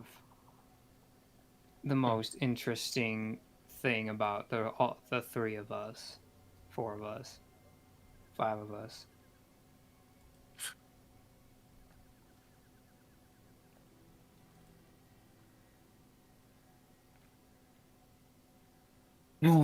Anyways, so there's a demon in the swamp, and it knows things potentially about you. And she kind of gestures to the shaman.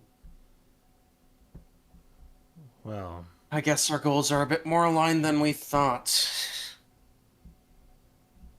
the riddle speak it was speaking was quite similar to the last one, but if there's another demon here, I did not bring it here. I dispatched the last one.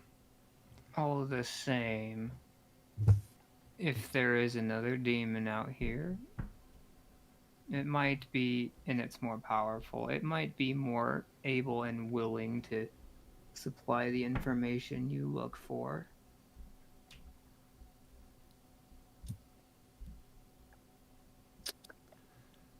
Same, it'll probably be looking for a more worthwhile deal. Worthwhile exchange than just than us just giving information and then taking its life. Maybe if we find the necromancer, we'll find the bigger demon. That's what I'm thinking. Thank you, Malcolm. He looks very proud of That's- himself.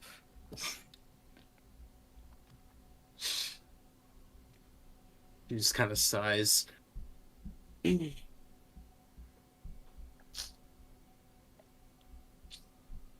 Well,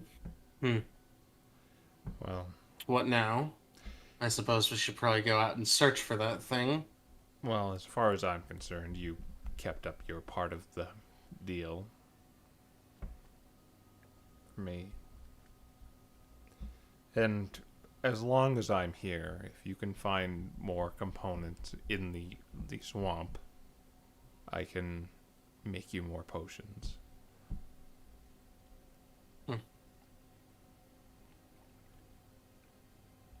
Oh, maybe we'll take you up on that. But a deal is a deal. As he takes off the pink diamond and hands it to you, Ira. Right. Yeah, she'll take it. Kind of look over it before probably just stowing it away for now. That won't be enough to keep people from bothering you if you continue these things. Well, they don't need to bother me. They just don't need to see me with a pink diamond around my neck because that's how the mayor identified me, correct? Mm-hmm. But they'll still see a figure chanting in the forest with skeletons in it, with a mysterious We're going to shack deal in with its this. center. Well, you're going We're to... off to deal with the skeletons next. My point is I don't think that us bringing in the diamond will change very much. Unless we can stop the greater demon summoning the skeletons or necromancer, you're still at risk. I can take care of myself.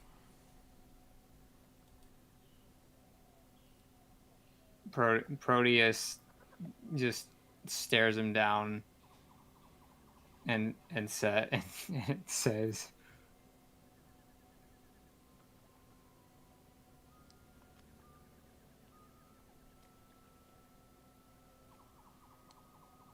if we had not chosen to talk with you first,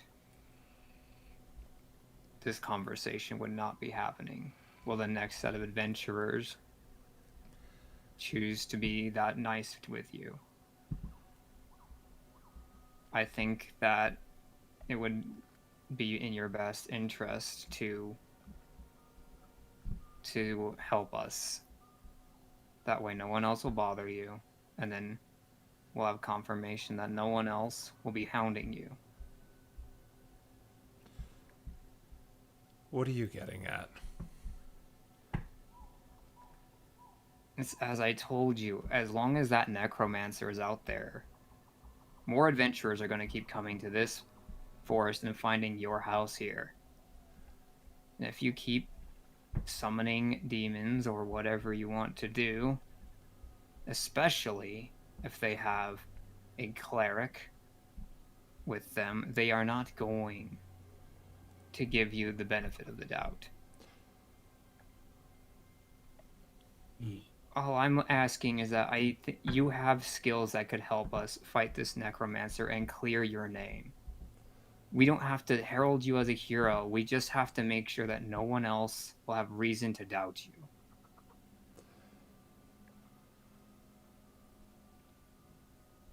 I'm trying to help you. Do a persuasion roll. Okay. Let's see, persuasion. It's better than some of the other ones. 17. You do have a point. It would keep unwanted guests outside of the swamp or from getting attacked by those things. But what do you suggest I do? I could give you potions, and that's all I can really do. It's what I learned when crossing the space between worlds. You did that thing with your hands. Yes, that's another thing I learned. It seems one of you... We're using the crossbow thing? Yeah, she Yeah, was. Yeah, okay, yeah. It's not much, but I've learned some abilities some would consider unnatural. But I don't... Are you asking me to leave the hut and hunt down skeletons? The more of us go on this, the more likely we are to succeed.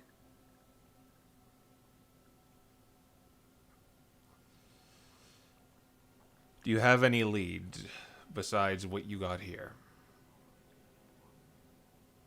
Ira is able to see where the threads of necromancy led. That's how we got here initially, was by following conjuration magic instead of necromancy. Yes, but you're going to be looking for a needle in a haystack if that's your plan. Because Finding this. those undead were created using magic. That magic, you have to find who's making them, the source. And while that is indeed a good trick, it will merely lead you to the skeletons and creatures that dwell within the bog. But it is a start. The place where we find the most skeletons is most likely where they are going, is where this necromancer is going to be. And are you able to fight through all of them? Do you have the constitution to... Because that's what necromancers are known for, right? Pitting you against an army of husks. They do not tire.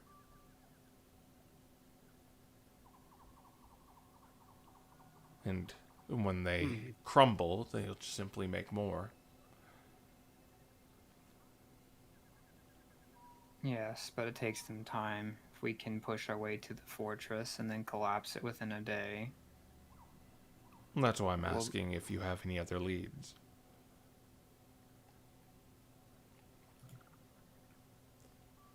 So, I'll tell you what.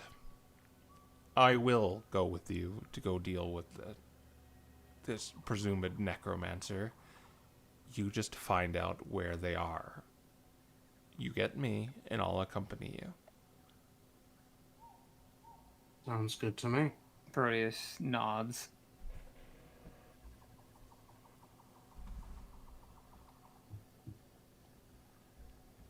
No. If you wish, you can spend the night in my hut. It should be safe in here.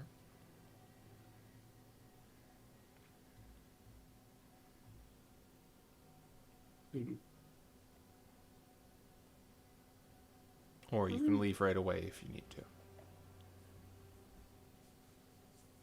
I mean, I'm topped off. How's everyone else looking? Decently. Malcolm's all right. Yeah, I'm topped off as well.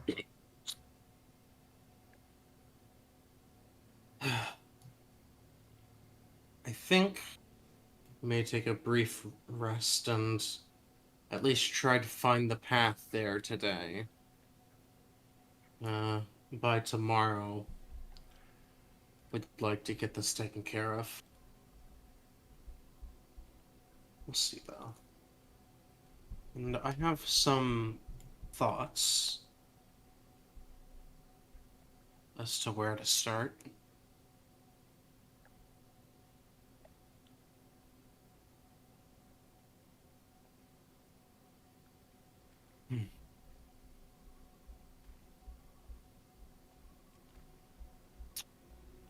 Hmm.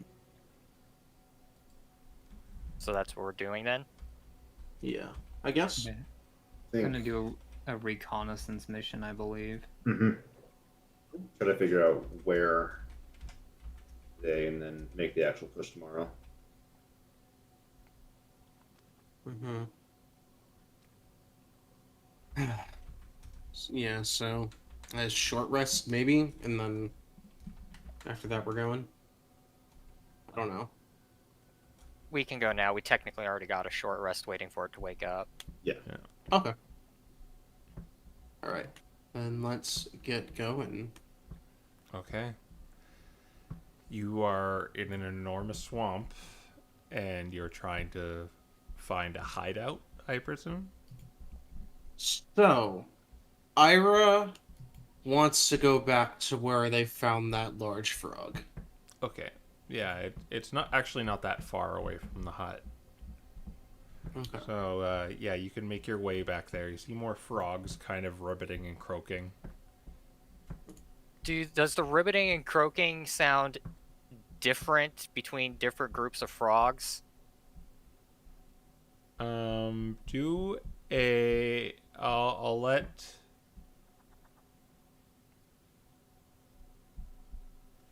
I'll let anyone who wants to do a perception check. Guidance myself. I that. probably would, but she's not great at that. I got a full 6 and I got guidance. I'll do it. 3!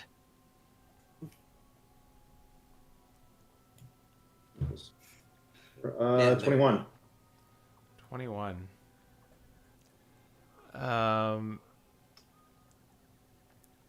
Yeah. The croaking sounds, it's almost like different areas are croaking differently. Some it's a little higher pitched in some area, and sometimes it's kind of low, and it kind of it holds for a little bit in some other ones. Alright. Geek, do you have a transcription of that riddle? I don't have the full transcription, but I don't have the full transcription of everything, but Something about pitch, and like, wasn't it looking for a lower pitch? perhaps said that I didn't get anything about pitch. I do remember that each ribbit holds a clue, and that the croak the truth will lay. I don't know. I didn't get to write down whether it was lower or higher pitch. I wonder if it's like a game, if it's like a hot or cold game where the That is what I'm thinking. but maybe like in reverse, so that if their ribbits are slower, that means that we're closer. I mean, it's a stretch. Like really a stretch, but the slower frogs croak, the closer that they are to just because frogs are cold-blooded, so So do we want to just follow the croaks that gradually get lower pitch? or something along those lines. Yeah. Lower pitch, slower. Slower, colder, something necromancy is related to kind of entropy and stuff like that. Cold. Or at least death magic.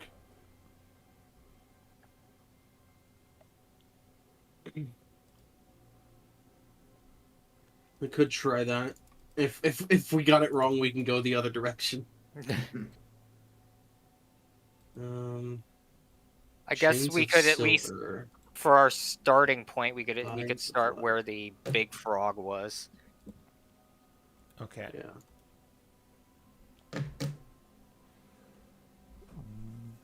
So yeah, as we start kind of getting closer to the lower pitch frogs, do we just like, if we start trying to go towards where they are, do we start noticing even lower pitch frogs, or kind of, or at the very least, are they all kind of the same pitch? The area where you found the large frog, it's kind of somewhere in the middle, the croaking, like in terms of pitch and the length in which it croaks. All right. Probably need to go deeper. Yeah. Are you going towards Let's the see. lower pitched ones or the higher pitched ones?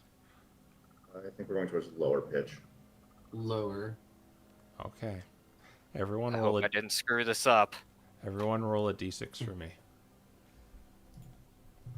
The lower pitched frogs are actually Two. skeletons. 2, 3. 2, 2, 3. Sorry for the one. Oh, okay, 3. 3. Wow.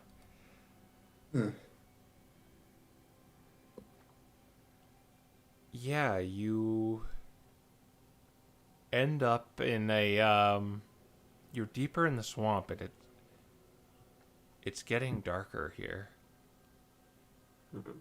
Oh, are we heading in the general direction of north right now? Because if my memory serves me right, the place where Ira picked up the higher necromancy concentrations was to the north, and we went to the east to the cabin. Yeah. That You is would true. you did go to the east to the cabin, but the frog pool that the shaman sent you to was north. So yes. Okay. Hmm. All right. So we're going deeper into the swamp. Okay. It's just getting darker. Is it like time or? You don't know. It doesn't feel like this whole excursion hasn't taken very long. Like the demon, fighting the demon and going along this the frog bog. But it's strange. It's just getting like the shades are getting darker, the shadows grow. The sky just gets more and more covered by the mangroves. Well, that sounds Looks like we're in promising. the right direction. This is good levels of gloom.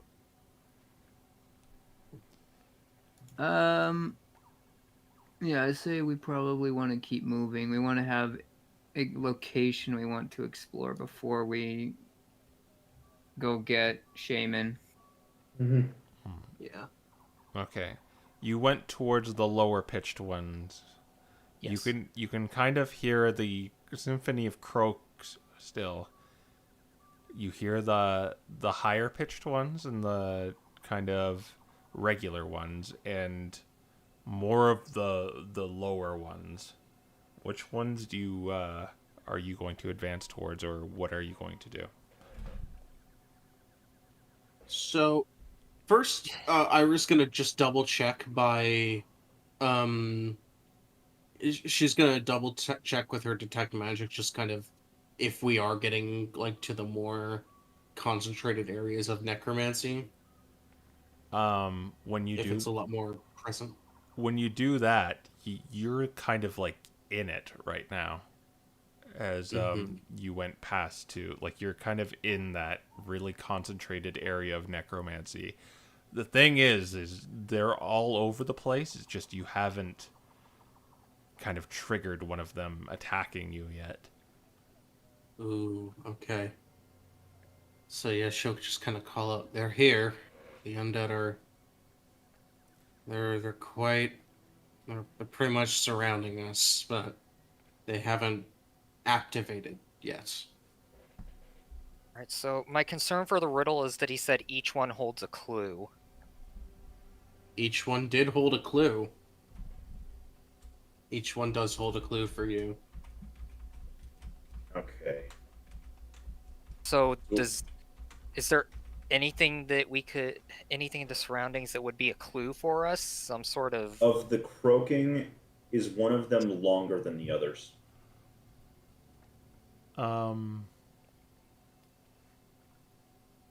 Putting your ear out, the higher ones are kind of trilling longer. Last time the long one was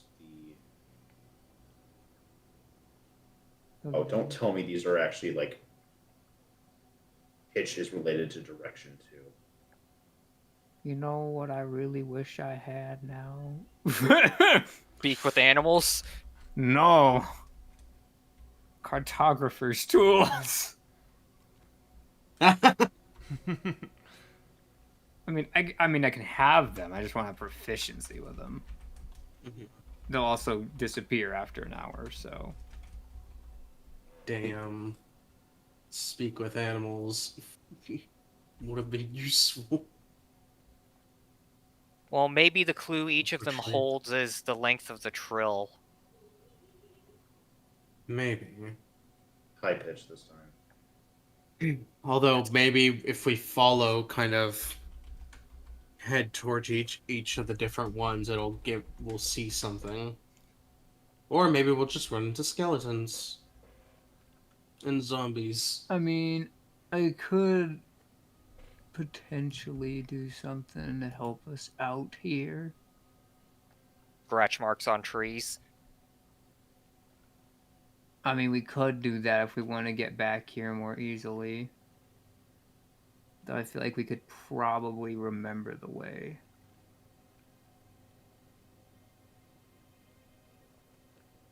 Well, if you're going to do something, speak up and do it.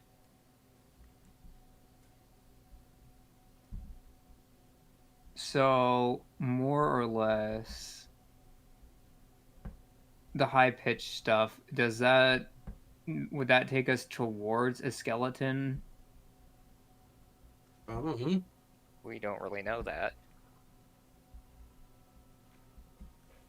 we haven't really tried anything yet. Key. Well, I guess we'll just keep going forward then, towards the high-pitched voice. Or frog. It's really the only lead we've got right now. Well, the longest Something- trail. Yeah. We following the longest? Okay. Because we had the longest trail was from the deeper ones last time. Mm-hmm. Yeah. This now it's higher pitched. Alright. And so we followed them. Okay. I guess what I'll do, I don't know if I can hold action for this long, but if a skeleton like notices us, I want to like make a boggy cloud around us with silent image. Okay, that's a little. That's only if you get surprised. Yeah, so if they surprise us, Yeah.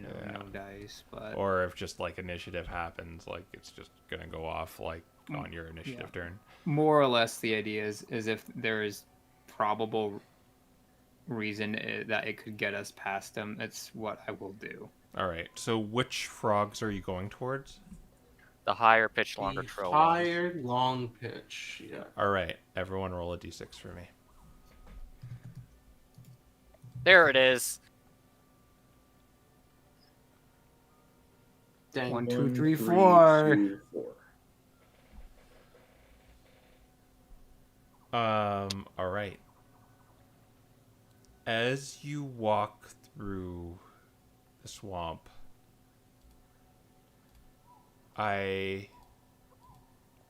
what's everyone's passive perception? 11. Bad. 11. I think it's 16 for 16. Dante. Yeah. Mine's 12, so somehow it's the second highest, but...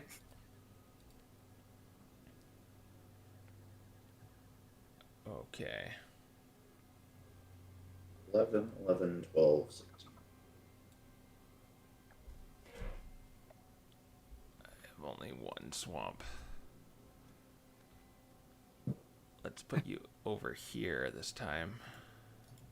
Man, it feels like we keep coming back to the same area. Nonsense. This The time there's a swamp gets log really over repetitive. here. Oh, you're right. All right. Man, this swamp gets really repetitive whenever I feel like something bad's about to happen.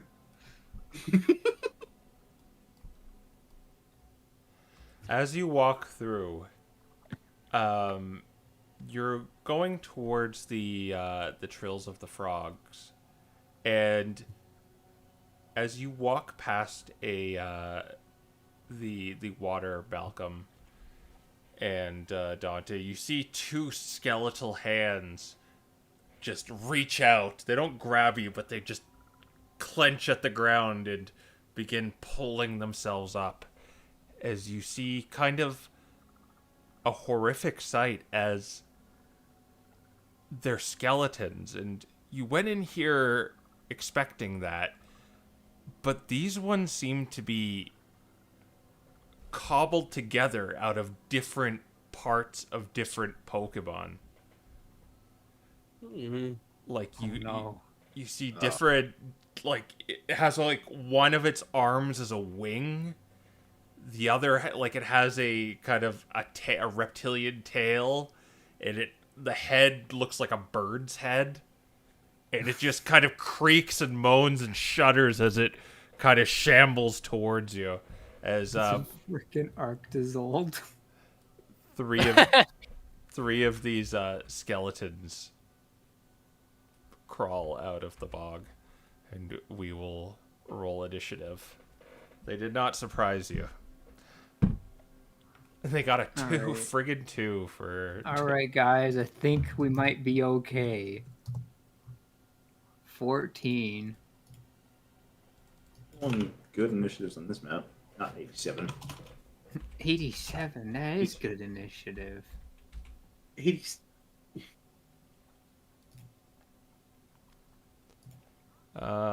It got a 4, actually. Okay. Oh, shoot. Let's do this one instead.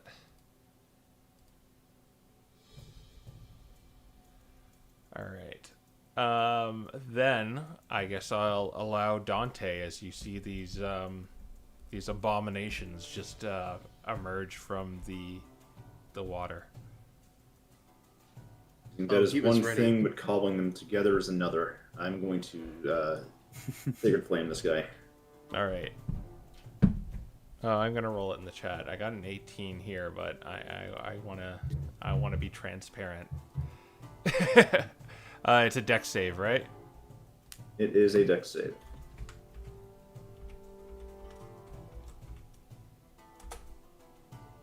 I failed. I got an 8. Alright. 8 radiant damage. 2 radiant damage. You did it to the bottom one? Yep. Alright. 2. It only takes 2 damage. It just kind of a piece of it flies off. But it still shambles towards you. Yep, okay. Proteus. I was hoping if you were gonna choose violence, you were gonna punch them. All right. Do. Sure. Yeah. I guess I'll just. Yeah. Hit him. Hit him. Make an attack roll.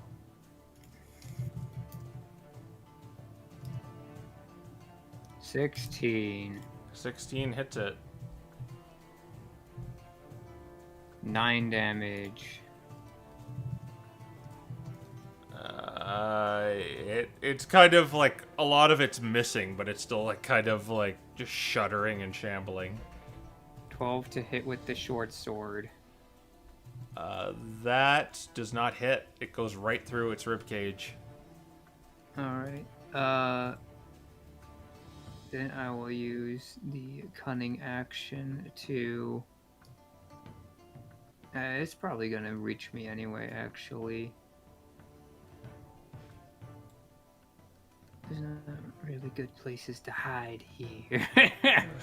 I guess I could try to dive under the water here, maybe. Is that allowed? Yeah, you can try and dive. Alright, then I will try to hide by going sploosh. 10. Okay. I feel like that actually might be possible with these things. Okay. They have a -1 wisdom anyway. Ira, Okay. how do you know they have a -1 wisdom? I said if. I said if.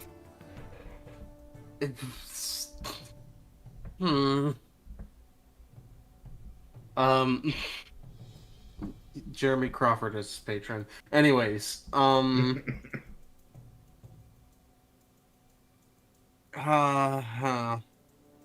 okay, Ira's gonna try and finish this guy off first and foremost. All right, it looks like it's on the This brink. guy's... Yeah. I'm deciding whether or not it's worth it to hex. I mean, yeah, actually, I'm gonna... Ooh. You know what? I'm gonna cast Bane. Oh, okay. Can I... You hit all three, right?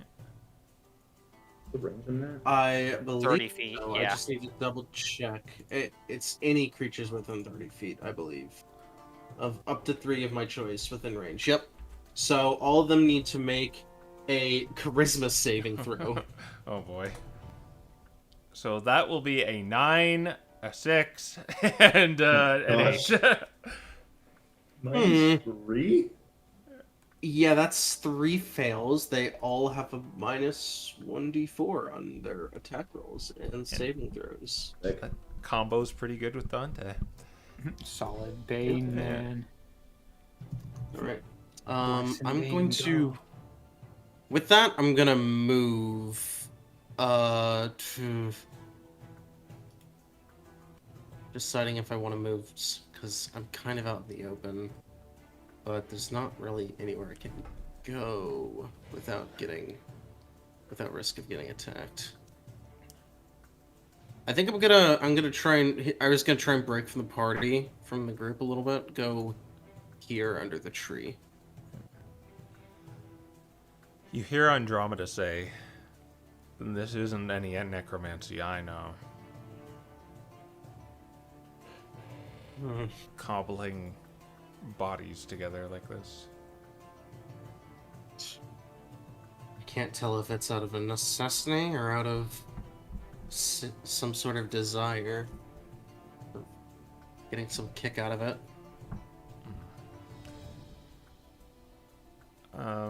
Malcolm, it's your turn. All right. I think I'm just gonna try to keep this guy off of Ira, Okay. assuming it's gonna try to go for her. Thank you. So I'm gonna bash this guy. Whack it.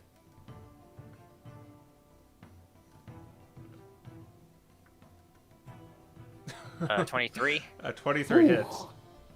wow. Oh no, do these guys have...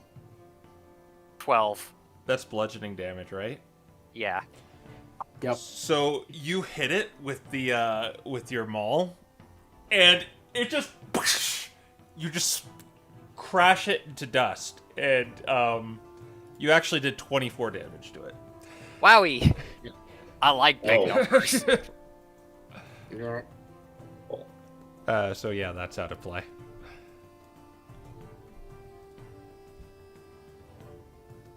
what would Malcolm's intent behind this be? Bone meal. Oh yeah, he learned about that Yeah. in the herbalism class. Okay. Yeah, Dante. Or no, the undead. Yeah. They're gonna go towards you, and it's easy, Proteus. You're kind of right in front of it. Wisdom is in fact a 0 or better. Or it's just more so you're kind of like right in front of it. Yeah. So it's going to make an attack on Dante, and the other one's going to attack Malcolm. It got a nat 1 on Proteus. And for Dante, got a 14. That's not good enough. Okay, cannot beat your guys' AC, it seems. Dante, it's your turn. Oh, and they have the D4 as well, so it's even lower. Oh yeah. Yeah, well, it would have been... Yeah. Funny though, after seeing Malcolm just kind of smash one, I think I know I'm gonna just pull out the quarterstaff. All right. This is a +3. Find my right. Oh, that's fortunate. F. I can still punch. Use the feast.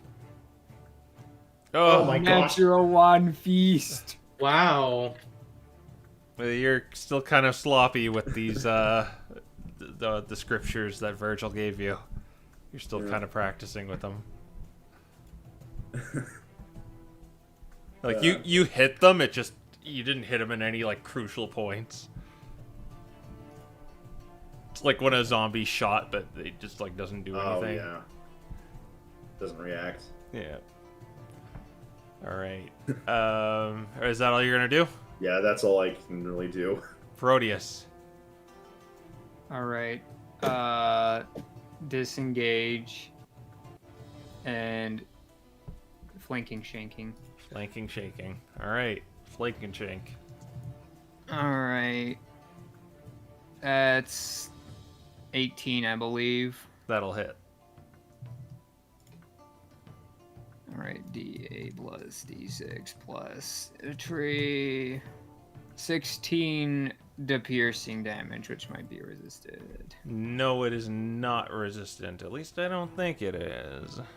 Nope, it's not resistant. So, yeah, you managed to just kind of sever a bunch of parts on it to just kind of make it crumble like a Jenga tower. And then there was one. All right. So with the two weapon fighting, I have to target the same creature with the offhand, right? For now, I'll say that. It might be different. We'll look it up later. Yeah, that's fair. In which case, I will be here. Yeah. All right, Ira. Ira's just gonna go ahead, take a shot. All right. Blast of Eldritch. Placed. 13. I think that just hits it. Yes, that Yo. just hits it. All right. 7 damage. 7 damage. It looks, Oh, that one was already hurt. So, yeah, down it goes. Oh. Oh. Well, Yeah. there we go. They only had 2 HP left. So, yeah, you just kind of blast it. It just kind of like shrapnel bones just fly all over Dante. Oh. Kind of Sorry. You wipe it off. Yeah. We're out of initiative.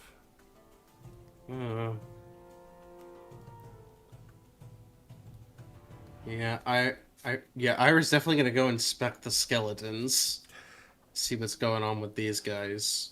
Yeah, you can just tell right off the bat that they were cobbled together with different parts of different creatures. And you can't really tell. Well, you could tell necromancy's involved because of the detect magic, but you don't know why they're like this. Like, usually when you use necromancy, it's just you raise a skeleton or you raise a body. This is weird. Why wouldn't they just use a full body? Huh. Perhaps Weird way it there makes me think back to what we saw with the constructs. with the constructs? That was an undead as well, if you really think about it. In a way, though, there was no I know magic it's- involved in that at all. How do It's we a know different- there's magic being involved a lot here? Ira just kind of points at her head. She just kind of like taps on her head a couple times. It's pretty obvious to me that necromancy is all around. You can practically feel it. Yes, but it's also possible that this is not a necromancer, it is an artificer. If they are able to mimic the weave as much as the MDRA fears, perhaps it is being passed off as magic. They are one and the same. Malcolm, stop eating that. Is he eating Whatever, the skeleton? regardless. Is he eating the bone meal? No. I mean, it's He's got trying meal to- in the name. He might be rolling around in it. He might be sprinkling it on the grass. Yeah. Anyways, yeah, she just kind of looks over the corpse with how it's all assembled. It seems this is weird. Unless they just had several parts of bodies, it would have been easier to just raise a whole corpse. Perhaps these are. Be on guard. I think whatever is doing this here is, well, obviously experimenting with the undead. Perhaps Whatever it these is, are. disgusting. Perhaps these are test runs for something altogether bigger, or more dangerous.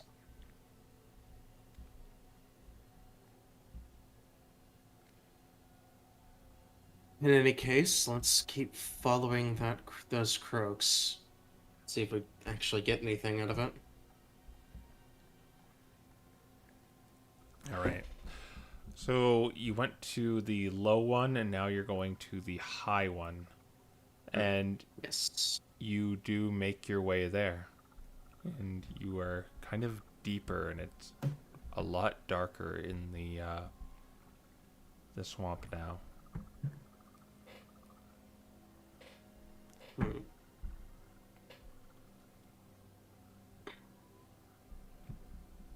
Alright, so what are the ribbits saying this time?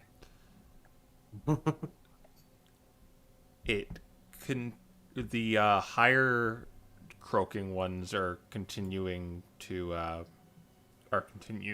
continuing to trill. Alright. In the same location we're at? Well, you can just keep going north, pretty much. Alright. Let's keep doing that Yeah. then. Let's go. All right, roll a d6 for me.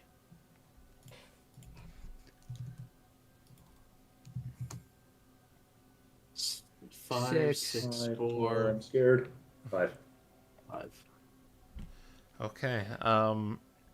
Yeah, you continue following the higher croaks, and in the dark swamp, something catches your eye. It is a gate within the swamp, just a metal gate, archway gate, with a small stone wall surrounding a small little plot of land, and you see stones sticking out of the swamp, and a large statue in the middle of this plot of land of a large bird-like creature with these long outstretched clawed wings in a long tail, a statue of it. This looks like a cemetery.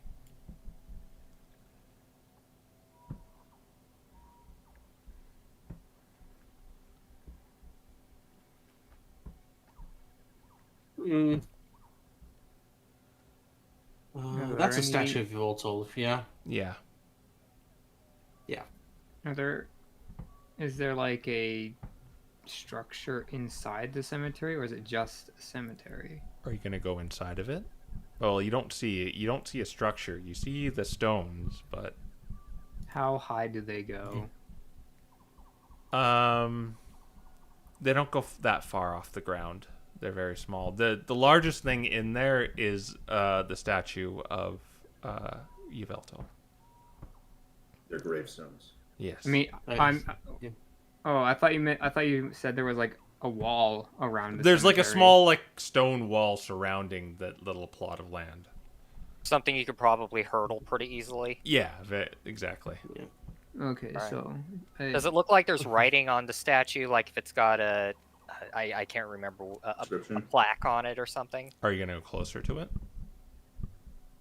Before we move in any closer, I'm going to use Eyes of the Grave. Okay. Yeah. What does that do?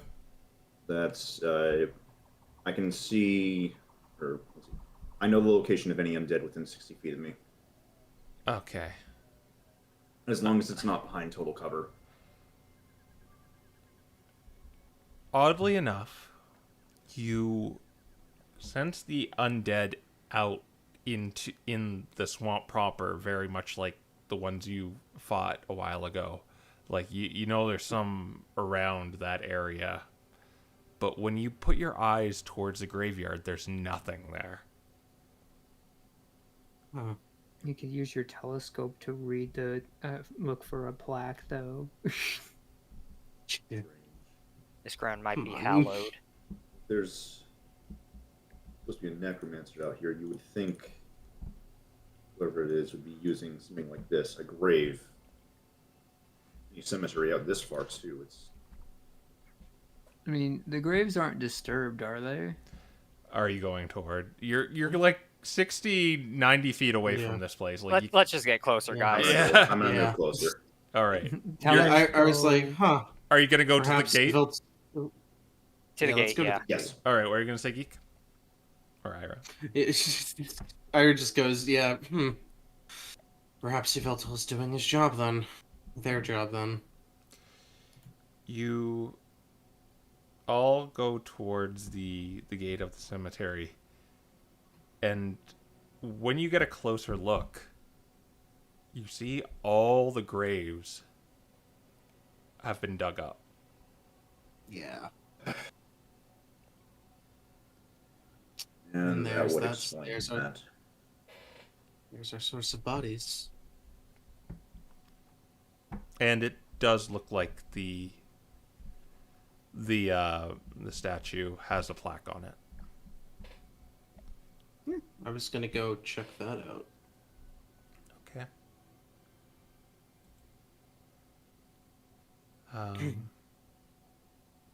As you get closer to the large stone statue,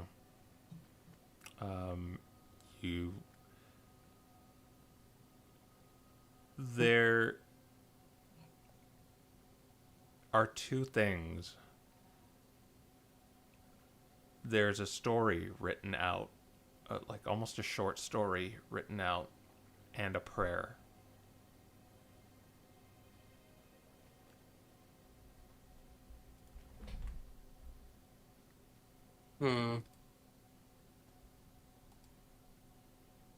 Dante will approach the statue. So, Yeah. All right. So what's? I guess let's start with the short story. It's quite lengthy. How'd they get the print so small, Dante?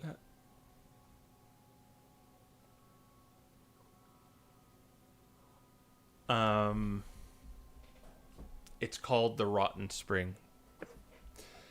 Do you want me to? It's a very lengthy passage. Do you want me to just put it into the chat for you?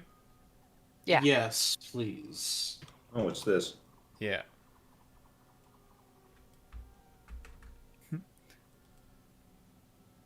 And maybe you could. It's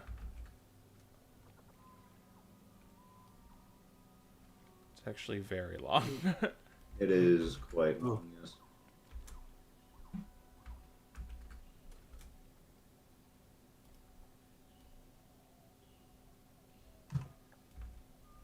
Oh wow. It's going to be several messages. Yeah. Uh-oh. I guess I'll just start reading it out then. Yeah, you can if you want. No. All right, There it Dante, this is your job. In the South Umbra, there are areas which Pokemon dare not enter. In Yveltal's dwelling, the so-called Rotten Spring, is the most inaccessible of these places. The bubbling spring is acidic and releases a constant fog of noxious gas that permeates the area and kills all life. Yveltal was the only being who could bathe in the water and live, so naturally he never had any visitors. But one day, Yveltal came across a Pokemon soaking in the spring. After a moment's hesitation, the Pokemon looked at the deity with bleary eyes and mumbled a short greeting. Soon, his story was told. The Pokemon was once a noble, but after a rebellion, the new ruling power sent him to die in the land of Yveltal.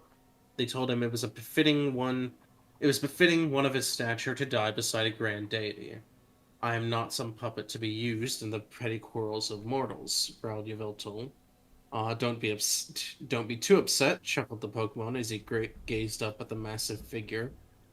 At least I got to meet you before I die.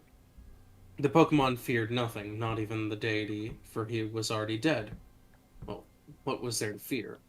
I've no motive to kill you, said Yveltal, but that gas will do its foul work ere long, and there will not even be bones left in the end. The cursed deity closed his black wings and examined the Pokemon, who suddenly realized that Yveltal did not bring death, he was merely an observer to it over the aeons. The Pokemon was then filled with curiosity about the deity, and asked to use his final moments asking questions of him. As his body began to melt into the rotten spring, the Pokemon felt no pain or fear. Instead, he was gripped by an intense curiosity about the locals' ruler, Yveltal. Will you die? He asked. I know not, replied Yveltal. Are you envious of the dead, then? Why would you ask this of me? Because of the great interest you are taking in me, said the Pokemon with a rattling wheeze. And yet to you, my life should be as insignificant as a maggot on a rotted apple. I merely thought that a creature who did not know death might envy one who does, but it seems your endless life has made you apathetic. How foolish, growled Yveltal. Death is the end of the flesh, nothing more. Being free from its skeletal grip does not make life any more or less significant. You consider life and death to be intrinsically linked because you must. To think otherwise at the moment of your end would invite madness. The Pokemon laughed weakly. You're a tough nut to crack, but let me ask you something as an impartial observer to life and death. Is there a world beyond this one? Yveltal grew silent, for the Pokemon had finally asked a question to which he had answered.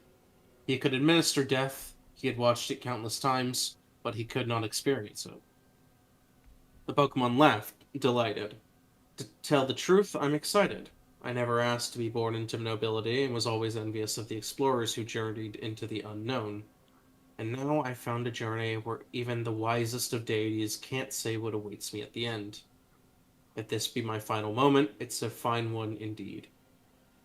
And with that, the Pokemon exhaled a final breath and slowly sank into the spring. Yveltal watched over the spot where he had been for a long while, then returned to his slumber. The Pokemon had set off to a new world, but nothing changed for Yveltal, and nothing ever would.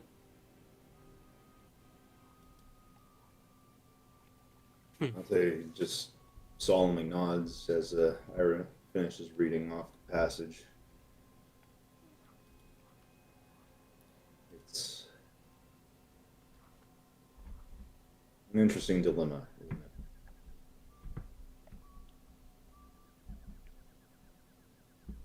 I think it's foolish.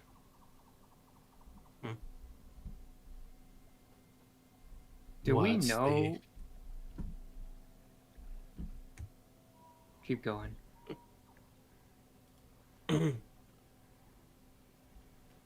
What, the dilemma of immortality? And there's also just a short prayer kind of on below the statue that's a lot shorter that says this.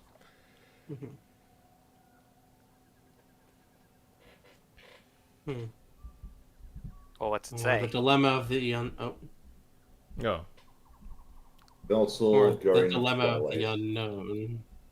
To think Go that ahead. even Yveltal does not know what awaits us on the other side, it's always been a curious question.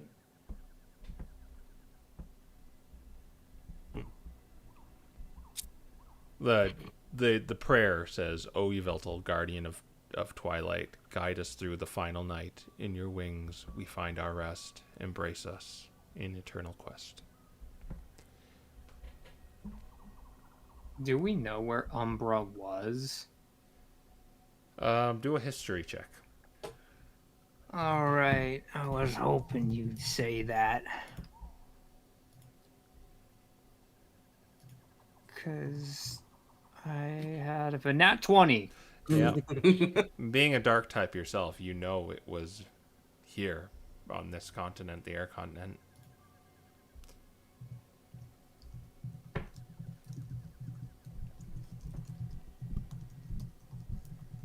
You might. Do I know if like if it was like on the northern or like more southern half of the continent? Now that you heard that story, you might think you are in the place that was formerly known as the Rotten Spring. In other words, you probably are in where Umbra was geographically right now.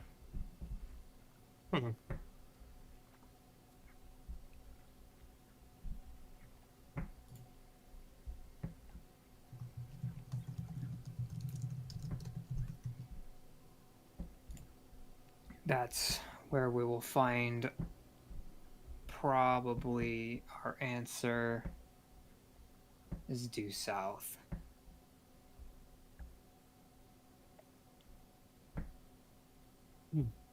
We stand on the ruins of Umbra.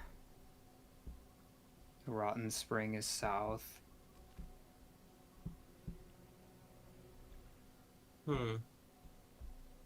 That is, if this isn't just a folklore tale, like. Yeah. Either way, I think it's worth exploring. Because if I was an artificer dabbling in recreating necromancy in a new way, I'd do it somewhere that no one would find me and no one would dare go, even if they did know where I was.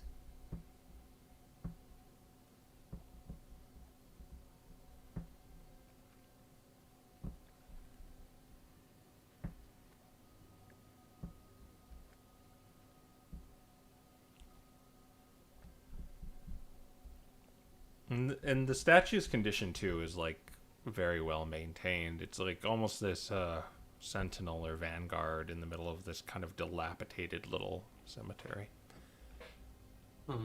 Is the statue facing south, perchance? It's it would be facing. Let me get my directions right. You went north, so it would be facing east. East. Like you kind of what? Yeah, it's kind of to the. You came from. You were going north, so the cemetery was over to the west, and the statue would be looking to the east. That means we go to the right of where the statue is looking. Or, I just use Shadow Tool and pull out a compass. I can make cartographer's tools. I may not use them well, but a compass is in there, I think. Let me double check that before I dig myself a grave here. Well, there's a lot of open ones. So. Yeah, you can hop in. Yeah, it has compasses. All right. It has, I believe, both kinds of compasses in it. Yeah. Yeah.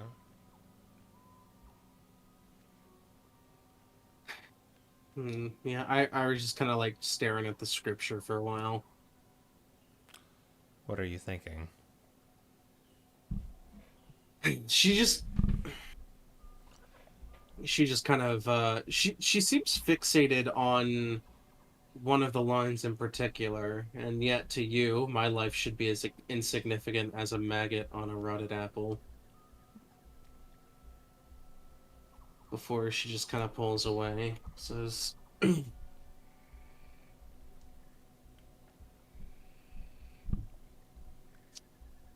ridiculous. Not even the god of death knows where they're. Not even the shepherd of death knows where they're taking people." Exactly. And scientifically, what it seems is just nothing awaits you. Just an empty void. Where all memories, all thoughts, all knowledge you carried mean nothing. We'll stay.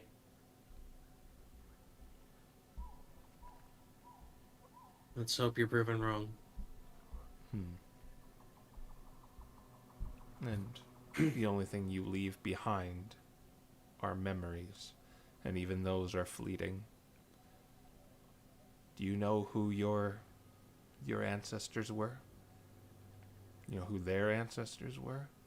No. Our destiny is to be forgotten. And that is why we must defy it.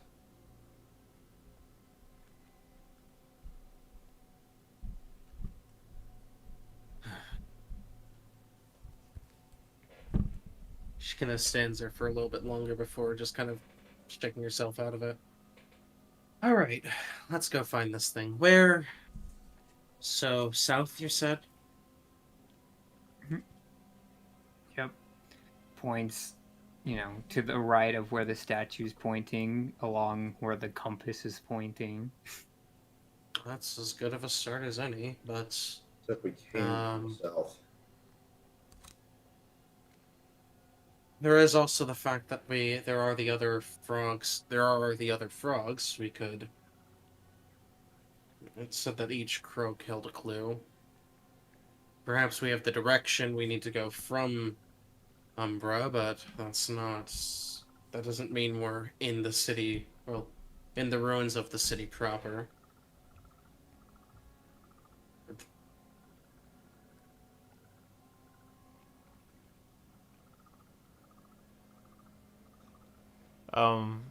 Something you would all know too. Well, probably not Malcolm, but most of you would know. Is kind of these kingdoms are just kind of total. They're just nothing exists of them usually anymore. Yeah. That's not to say you can find some artifacts that were left over between their destruction, but for the most part, they're just kind of forgotten, lost. Perhaps we might find more ruins if we go search for the other croaks, or perhaps we can just go south right now and see if we find anything. What do you think, Proteus? I think we might as well try going south, because it's entirely possible that just the entire swamp is that area. But I'd like to see how pertinent this is.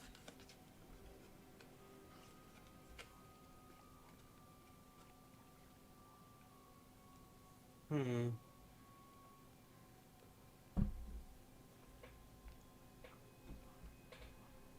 Besides, it'll let us find out if Dante believes in real stuff or fake stuff. Me.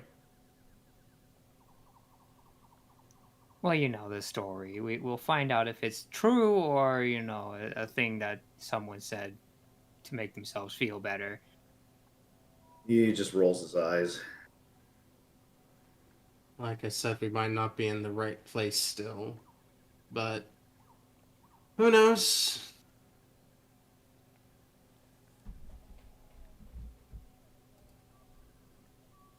Yeah, let's go. All right. You're gonna leave the statue? Yeah, we are heading south by the sound of it. Just heading due south. Okay. If you are all going to leave the cemetery, you can roll a d6 for me.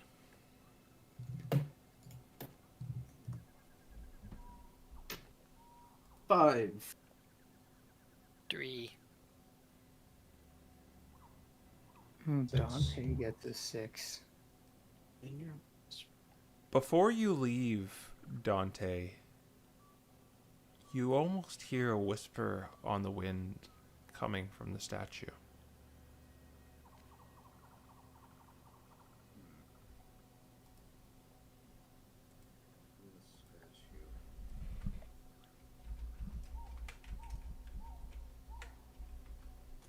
One moment.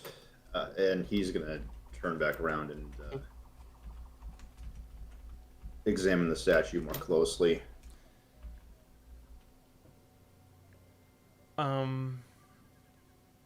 Yeah, this is just a statue of your deity, and it's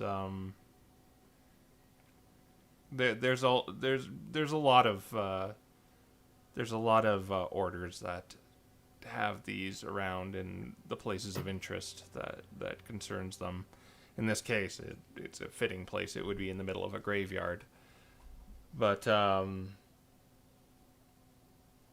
it's customary to pray in front of some of these too.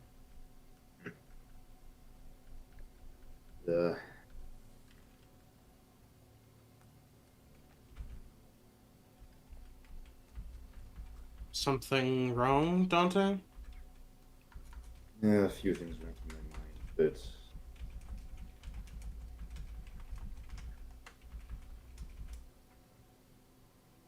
he looks over the prayer itself again. Yeah. Just sort of wonders himself, even, why would there be a cemetery out here when there's no one really around?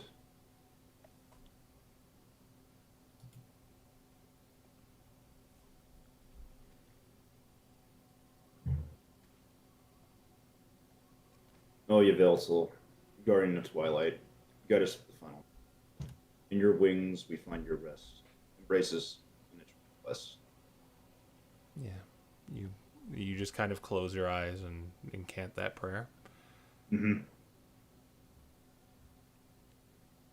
Almost in not a voice, but just you sense these words that just kind of envelop you in this echoing, bellowing voice. Dante, seeker of truth and guardian of the mortal coil, your compassion for those in their final moments has not gone unnoticed. In the shadows of twilight, strength and mercy are one. Accept this blessing a token of the balance you uphold. May your path be clear and your heart steadfast in the face of darkness. Roll a d4 for me. Oh.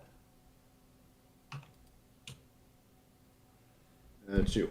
You have the Valor status for 2 days. The Valor status is for any attack rolls or saving throws you make, you can add a d4 to them for the next 2 days. Wow. Okay.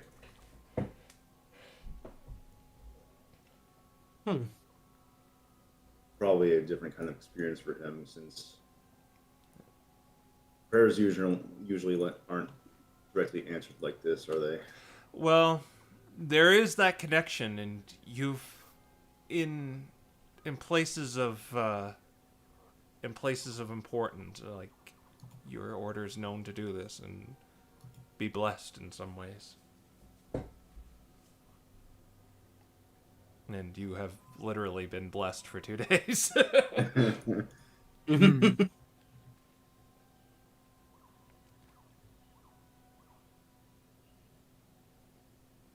He probably takes a minute even after the prayer just to sort of stand there and reflect. And as you open your eyes, you see all the robbed graves around you.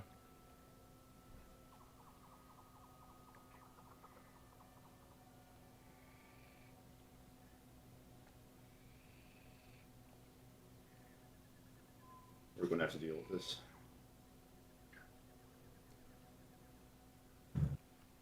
Turning them to their graves at this point is not a simple task, but I think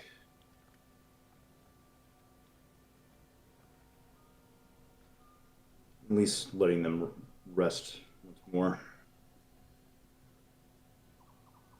Well, I think Malcolm put 3 of them into the water at this point, so have fun.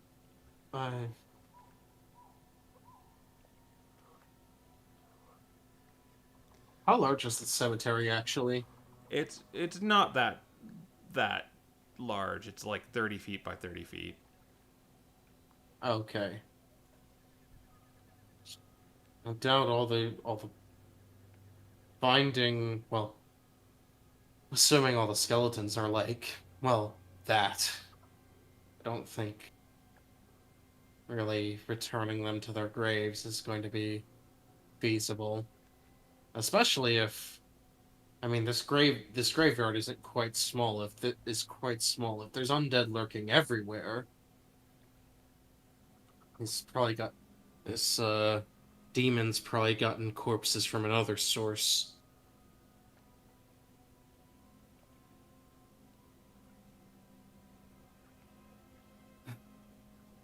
I see the sentiment, though. How old does this graveyard appear? It looks Jesus. pretty old. Like, Umbran old. Do you have any tools you think that would help with this? I guess masonry would. I mean, I can make them, but I don't have proficiency Yeah. in them. Yeah. You could make them, but yeah, you wouldn't know unless you're proficient in masons or something. But what I do have are thieves' tools. So You could lock pick it or file it, you're saying. I'm like, the gate. How old is the lock on the gate? Or was there ever one to begin with? Okay, yeah, clever, okay. Yeah, you walk over to the gate, and it is using a quite an old lock. Very old-fashioned. So give me a history check, but use your proficiency. Alright, well, that should be the same. Because I Or- don't have expertise in thieves' tools. Guidance. Okay, It's, 17. All right. So inspecting it, you don't think it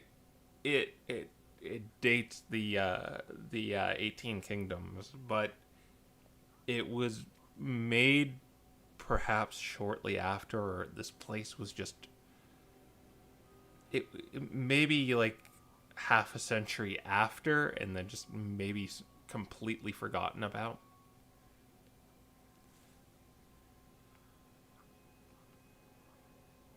So, I'm not familiar with your magics very well, Dante, but does this place feel hallowed to you in any way? The magical kind, not that I feel nice here because there's a statue of my boy. my boy? What? His... Okay.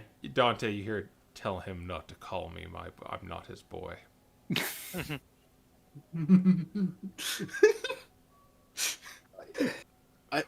Irish trying not to laugh. Proteus, both I and you've also respectfully asked you don't call him that. He's not my boy, he's your boy. Well, you know what I mean. As in, you think he's an upstanding fellow. And I would tell you, but there are things that specifically tell you that, so I'm not going to tell you if it's hollowed or consecrated. Yeah, I don't have that, so. Then Proteus will say, because to me it sounds like using traditional magic, you could not do anything to reawaken these skeletons. And they wouldn't decompose either. However, it would appear that our friends in Lumhalsen might have a workaround using their technology. I think you forgot the part where we're dealing with a demon. Like I get the idea that this might be connected to the Aether and all that, but we're specifically out here to. It seems like there's a demon out here who's causing these issues. I don't think this is. This has anything to do with Lumhole. Ever heard of a demon fusing two different corpses together? We know artificers who have already done this. I think we can get No, our answers we when we don't. figure out the source. All right, we suspect artificers Again. have already done this.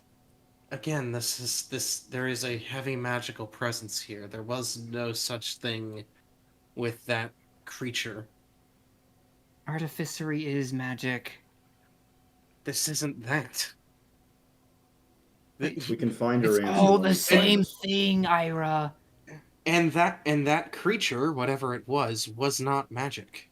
It was not magical in nature. Proteus, Ira, Regardless. we can find our answer when we figure out the source of this.